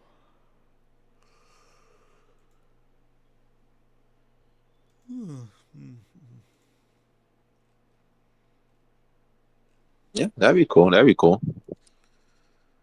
Yeah. But yeah, when it comes to like humans, right? Our species, I think how old is that? Like what, 60,000 years old? I think it's like, I guess in the grand scheme of things, or the grand scale, that's like what, faster than the blink of an eye, you know? Yeah. So the apple isn't there to be ate by us, and do we work similar way in one specific pattern, or is just a giant ecosystem in terms of human meaning to his life and the general meaning of human life? Well, first of all, most human food is cultivated by humans. Apples are not a natural phenomenon. We made apples. They're like apples were made by humans. We found the shit that tasted good, and then we replanted those, and we kept doing that over and over again. And the same thing with our domesticated animals, right? Our dogs, our cats, those things don't exist in nature. You ever seen how a dog behaves when he's in the middle of a fucking forest? Thing would die almost instantly, right? Um, yeah, those things, you know. So the point is that like when it comes to like corn or wheat or cauliflower or tomato. Have you ever seen a tomato plant? You ever grew a tomato plant? That thing literally, it like what evolution would cause that? Nothing, right? That's why you literally have to buy metal racks to hold it up because it makes such freaking giant fruit sacks. It destroys its own branches, right? Because it's not making fruit snacks to actually, you know, perpetuate its species, which would die instantly. You ever plant a tomato in like a forest? All the fungi and critters and trees, the frickin' trees would just eat that thing. They'd laugh at it. Be like, huh, look at this pathetic plant. Couldn't even. Easy. I know, it couldn't live if it wanted to. It was like it would die the second it attempted to, probably get eaten before it even sprouted, you know. It was like, anyway, the point is that like talking about our food is a little weird because our food has been so biasly cultivated for us specifically over like 100, you know, it's completely the way it is. Yeah, like the food we eat. Now, the food we eat is not. You can't exactly. I mean, you can find some of it in nature, but most of the feed. I mean, assuming we're all talking about the same food that we actually know and eat. Now that can't be found. You know, Yeah, that's yeah, the cultivated stuff. Well, certainly we yeah. have like certain mushrooms, wild mushrooms. Another big one is berries. That's why berries are pretty tart, is because they're not cultivated for human, you know, consumption. But anytime you're talking about anything even sweet or even remotely like, you know, like useful, I guess, anything you plant in a garden is, you know, watermelons, potatoes, corn, wheat. None of this is wild. None of this would even survive for a half a second. It only survives because humans make sure it survives because it's the stuff that tastes good to us, right? All of our fruit, banana like actual wild bananas have big old fat seeds, and you have to like boil them or else they'll like make you sick, you know. Yeah, Um, I was going to talk about like that. yeah, like bananas you see in the store, those things aren't real, man. We made those. Those things are made. They're made in our image. That's who made that shit. Yeah, You know? like anyone who look at fruits, right? Basically, like fruits. Um, if they don't have a seed in it, that's that's we made Yeah. that. Yeah, that's certain. Yeah. Yeah. Well, that's the newest thing is we even got so annoyed at the seeds, we just genetically removed them, you know? So that's even weirder, right? Life starts at conception. It's a scientific fact. Can you explain why the argument is R word? Sure. I'm not sure if there's anything to argue with, my dude. I might even agree with you. Life starts at conception. I'm not sure what that has to do with a woman's rights. Yeah, so I think what he's trying to say is, life starts at conception, so abortion is just mute, right? But So yeah, that's hence a court should be able to rule that a woman gets strapped to a table and forced to do something she doesn't want to do. Yeah, I don't think that that's the appropriate way to run yeah. a society. There's a difference, there's human rights and then there's life starts at conception. They are not Mhm. two different topics, my guy. Yeah, Yeah. yeah. And I would argue that I don't think life starts at conception. I think that's silly. Anyone that No, argues that like even that yeah. even that is also a concept, life Mhm. starts at conception. Like you could say life began what 100 like again like a billion years ago. That's when life started. Everything else is just a continuum. Mhm. So it's like the whole life start conception is just another social construct in itself. You could even argue against that, but then I'm pretty sure most people don't even understand that. But Yeah. besides that, again, that still has nothing to do with women's rights, human Yeah. rights, I personhood. agree. Yeah, I agree that those are separate topics. Like even if you proved that a single cell is somehow conscious or something, that I don't think that has any credence on whether or not someone should be forced to grow you inside of their body, right? Those are separate issues, right? However, I do also think that if you think that a single cell is an actual human with human rights, I think that that's insane, right? Um, for some reason, we stop at cells that have like a sperm and an egg. Like, why wouldn't you why wouldn't some other crazy religious fanatic take the position that all sperm are individual humans? Like, what would stop them from having such a crazy idea as well? Like then all the men have to, like they pass a law, all men must wear ball warmers. Like this is your duty as a man. Like this is insane, right? Like of Yeah. course it is. I think how you say it, vasectomy would be like considered like murder. I Yeah, don't know. it'd be genocide, my dude. Genocide. Destroying all those future generations. We got to keep little vials, just like keep them all alive forever, till we can make the billion, trillion humans, I'd be like, it's just silly. That's It obviously not what a human is. A human's not that, Yeah. obviously, It sounds irrational. Yeah. Let's see. Conceptually, we are near to encapsulate some organic matter into a cryogenic capsule with an AI guarded that we send into space, granting human virtual infinity, or we are already into that cycle. The human ability to coerce natural instances is a quest to immortality. I don't know. Maybe. Who knows? Um, that sounds difficult. Or I'm not sure where you're going with it. You'd have to tell me.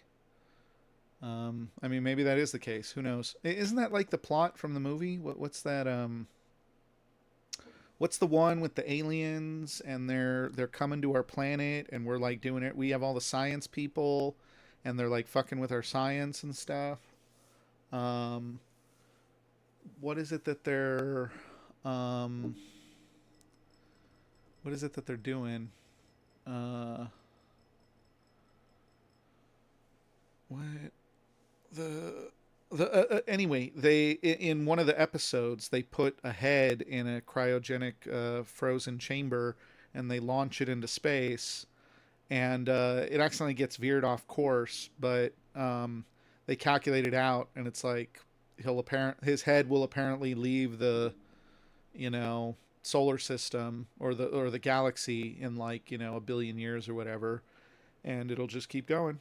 You know, it got launched in the wrong direction. There it goes forever. You know. I agree with all that. Just want to know how y'all deal with that common argument. Yeah. So, in general, women's rights come first, and then we can have a discussion about single cells. Are those alive or not? I don't think they are. I think that there's this period where the beginning part of a pregnancy couldn't be considered anything even remotely close to being alive. I think that that's just silly to somehow endow life there. I think that that's just like, otherwise you start entering into all these insane questions of like, should people be allowed to do IVF? Should they, like, is it considered mass murder when the scientists are fucking around with the cells trying to get a woman pregnant, you know, because she wants to have kids? I think that's dumb. That's obviously dumb, right? What do you do with things of like taking the after morning pill or something? Like, did you just murder someone, right? I think that's silly, right? All of that's silly. So like, there's a period there where there's like, you know, there's no life there. But more importantly, we actually do this in the law already. There's actual ownership there, right? So like, there's a like, for example, if you have embryos and you have them frozen and they're put into a facility, you own those embryos, meaning that you can have them moved or transferred, right? And no one can take them from you because you own them outright. You can sell them, right? So you can sell them, you can barter them, you can trade them, you can destroy them, you can take them home with you, you can do whatever the shit you want with them. Because they're considered owned, right?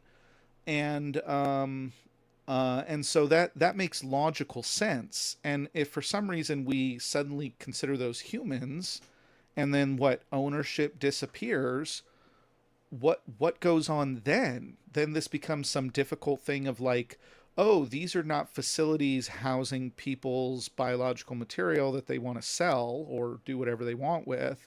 No. This facility is literally housing actual humans. Like, we have racks of humans living in here. Like, that just seems like crazy to take that position. That's just a crazy position to take. Yeah, actually, and for that, Bobby, right? I remember I actually spoke to someone, you know, I guess someone who's like pro-life about that, right?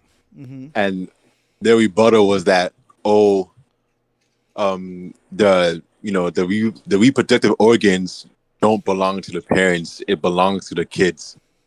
I'm like, what? What? What do you mean? Yeah, that's what I would say. I'm like, wait, what? So you're telling me I own my dad? I own my dad's balls and dick? Like, what are you talking about? like that's what he's doing. Okay, no. Okay, they said that the reason why the children own the reproductive organs because reproductive organs is meant to make kids, and yeah, that's true. You know, it's literally reproduce, right? But just because it reproduced children, what the hell? How does that make sense that the children own those organs? That doesn't make any sense to me. That also And sounds that, like. Oh yeah. Go ahead. No, you got it. I think you got the gist of it. Yeah. That also sounds like someone that's trying to conflate what the word own means. Because if you were to grant him to take it seriously, you'd be like, so what law would you like to see put in place so that children can make good on their ownership, right? And it's like, oh, you don't want to put in any laws, so you didn't actually mean that they really own them. You just meant it spiritually or something. Like, you spiritually own the balls, you know? It's like, yeah. Yep. Spiritually own the balls, man. Yeah, isn't that I assume that's their conclusion, because they don't actually mean it. Yeah, when you put it in that point, yeah, that's what it basically is saying. You know, they spiritually own the balls and the dick and, you know, the vagina and the canal. Like, it doesn't make sense. Like, yeah, like reproductive organs, yeah, it's made to make children, but I mean, every organ by default belongs to you. You know, my lungs belongs to me. You know, Bobby's brain belongs to Bobby.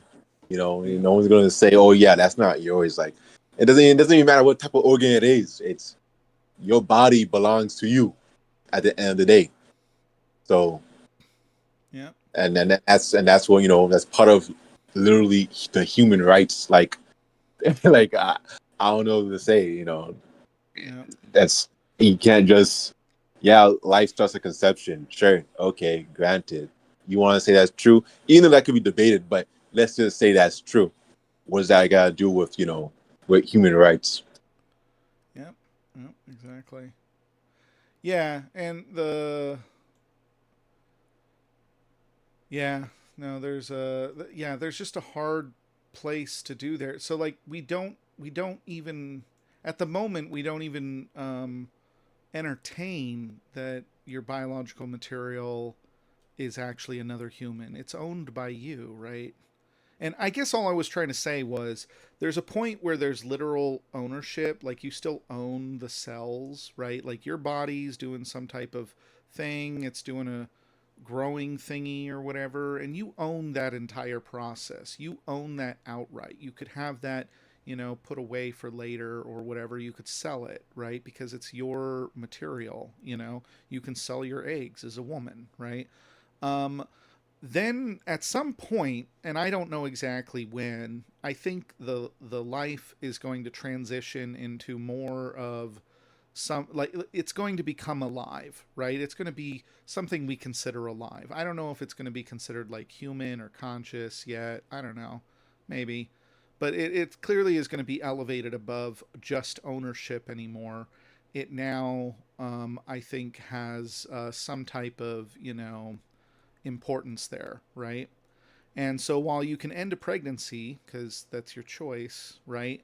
There's the you shouldn't be able to like extract something that's in the middle of growing and like save it for later, or I don't know. There's certain laws that I would probably respect, like if we ever came across some serial killer woman who like ate fetuses for breakfast or something, we'd probably all think that that's not appropriate. We'd be like, I don't think, I think we should have laws against that, you know. And I think that would be okay, right? Oh, when you're in that stage over there, I think that would, you should go to jail or something. That's not. I don't think we want to live in a society that does that. Um, and then at some point, I think eventually you declare it as a baby. Like, oh, we now have a baby. You know, like this is another human. You know, that is in the middle of growing, right? So, and I don't know exactly when those fine lines are, but I think that there are some separations that should be put in place. So, Yeah, like the fine lines, I guess, exactly. Like realistically, yeah, I don't know the fine lines either. That's just, I guess, based on you. But again, according to the law, you know, that's why birth is very substantial, because that's like a very clear indication. Like, okay, this baby is obviously alive, it's breathing, and, you know, okay, personhood. That's what we. That's where, you know, that's what we call it. yes, Personhood. yes, Baby's born live. 10 out of 10. That's a person, right? Now, yes, the science behind it. You know, a fetus. You know, if you play with the words, right? Oh, a fetus. That's a baby in the womb. Like, yeah, but that's different from an actual infant. You know, an infant is outside. A fetus is the yeah, inside. yeah. Oh, but that's just nuance or whatnot. Like, yes, that's sure, but at the Mhm. same time, it's still a difference. You know, I'm not going to say that an adult is the same thing as it's like saying a juvenile is just an underage adult. Like, Yeah, yeah. okay, yeah, but it's still not the same thing, you know. Like, Mhm. are you going to say juveniles and adults are the same thing now? Like, again, like it's a dangerous game, you know. Yeah, yeah. It certainly is when it affects women and it kills them, right? So like I'm all fine for the subtle discussion of like, well, 7 months, 8 months, 9 months, like, it's now a baby, should we be allowed to kill it, or should we be required to end the pregnancy with them living, right? And for the most part, most of the time, the if a delivery is required at that time, it typically is to either save the mother's life, or to actually institute delivery, meaning that they don't, like, kill the baby, right? And so that's something like, I think, like nearly 100%, right? Like, I'm not aware of anyone that's like murdering babies at like 7, 8, 9 months for shits and giggles, um, and the consequences of putting laws in place that like restrict a woman's 100% access to health is typically incredibly detrimental. You have women dying in parking lots, all over the country, right? Because they've had their medical rights taken from them, in these critical, complicated times. Like, many men pretend that pregnancy is not an incredibly complicated thing. It's like they just pretend it's like not even a thing. And it's like, what the shit are you talking about? Like, women are like highly more susceptible to heart attacks. Their blood is going through like all this shit. They have to like, their blood pressure goes through the roof. Like, there's all kinds of crap going on, Like, to just take away their medicine like that is insane to me. Like, if you want to argue that a doctor should be like stipulated with, hey, when it's past, 7 months, you should be prioritizing trying to save both people's lives, not just the woman's life. Like, I could imagine some priority list put in place, or whatever, but like, I'm not in favor of any type of restrictions that like limit a doctor to be able to make quick decisions. Like, these stupid things where like Republicans are like, we need to have committees that evaluate doctors to figure out whether or not they should go to prison for 30 years.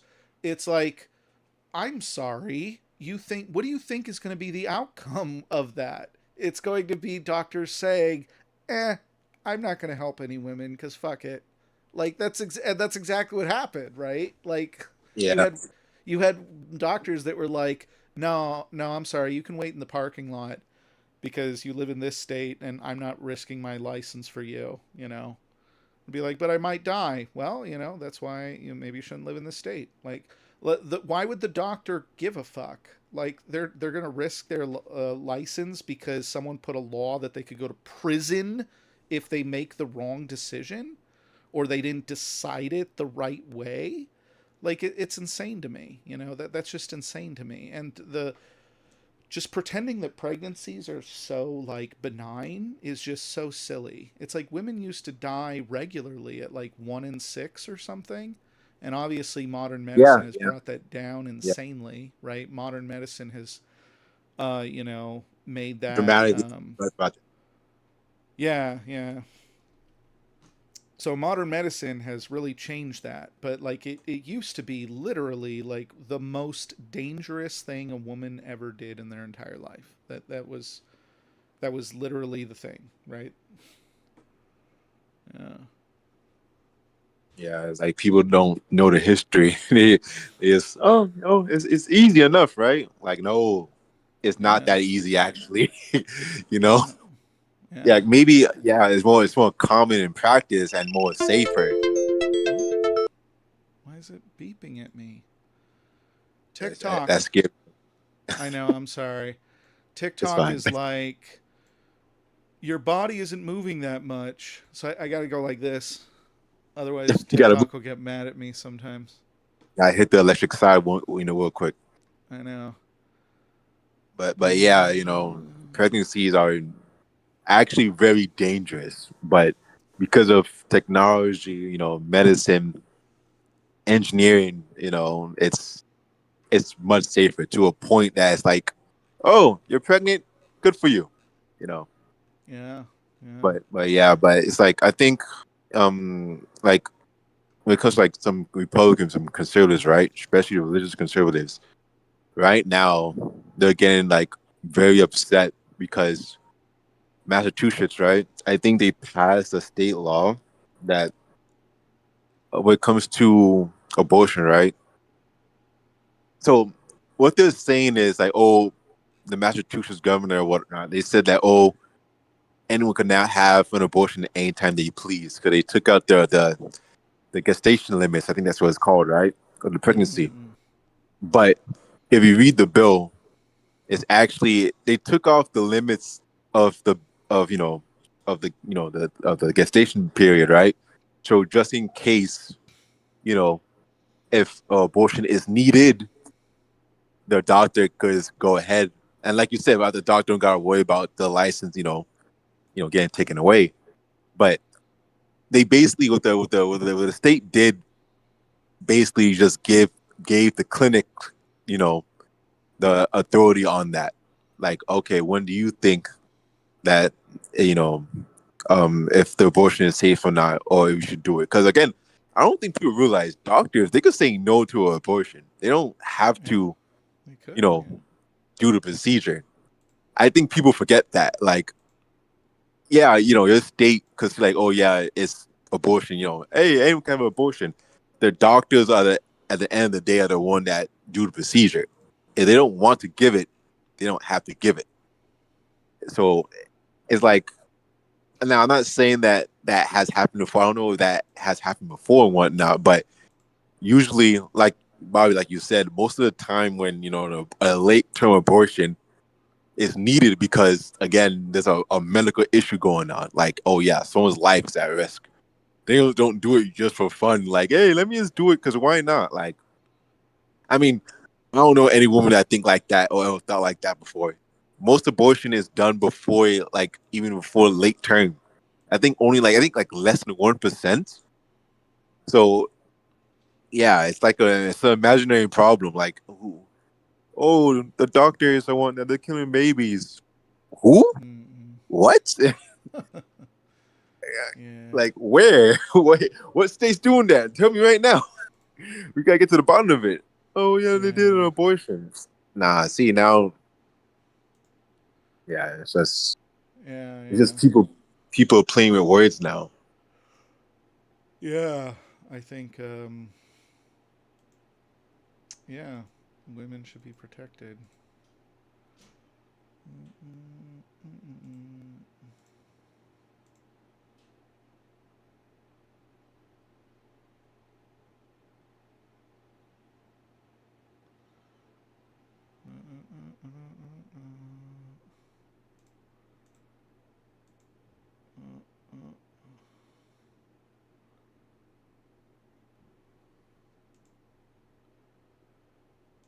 Oh man, I am.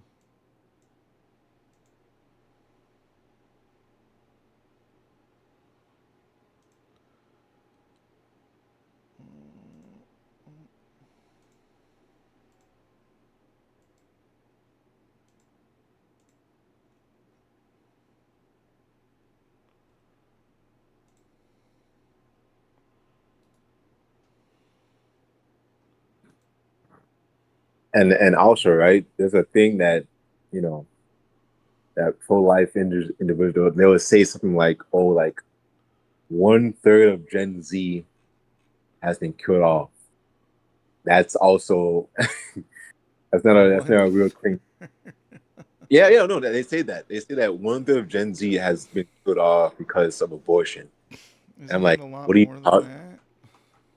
Like, So I always point out for the crazy people that think that like a single cell is a human. I go, that like women actively engaged in sex will have periods with pregnant embryos, right? Like that's incredibly common. And so you just run the numbers on that and you're like, are you in favor of developing period catching devices to save these human lives?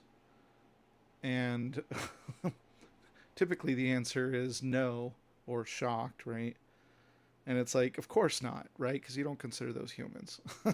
You don't, like, the tens of millions of more humans are killed because we haven't invested in period catching devices to save their Yep. lives, right? Than by abortions, you know. Yeah. It's just funny because the first time that I heard that claim before, right? I was like saying, what? 1/3 of Gen Z? I'm like, first of all, to be a generation, you have to be born first. Like, like, Mm-mm. what are you talking about? 1/3 of Gen Z is being aborted. How could someone who's alive be a like? It's just again, they're just playing with words, right? And again, it just goes back. It stems back to saying, "Oh, abortion is murder," but it's like, are you saying because you think it is, or are you saying that because that's the definition? Because last time I looked at the definition, no, that's not what it is. Like they just they conflate things as the same thing, and they go based off of that. So what they say sounds absurd. Because when that person told me that, I was like saying, "What? How the hell is that? What are you talking about?" you know. Yeah. But yeah, they just conflate a lot of things together as one. Like again, like I said earlier before, in other time, human and person are two different words with two definitions. They're not the same thing, but calmly speaking, yeah, we act like it like they're the same thing, but by definition, they're not. So I don't understand when people say it like that, like, oh yeah, that's the same thing. Like, yes, you want to see if you want to consider a fetus as a human, sure, why not? I guess you're considering taxonomy, 10 out of 10. But is it a Mm-hmm. person? No, it's not. I don't know what to tell you.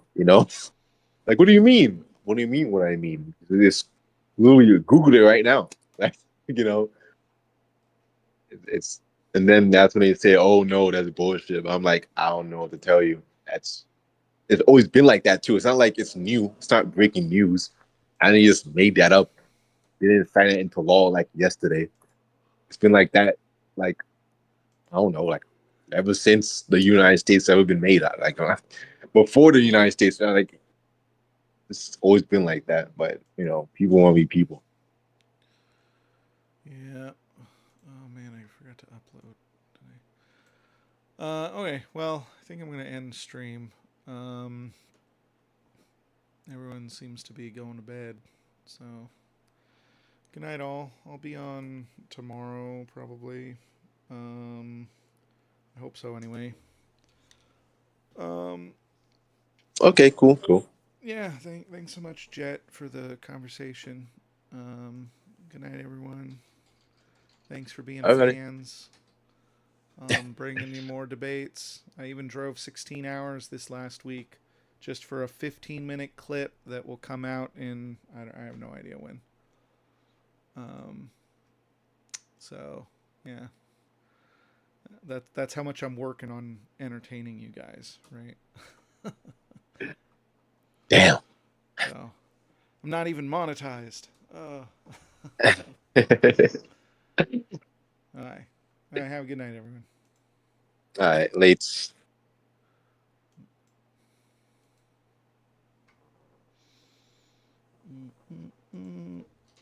Good night. Good night, all.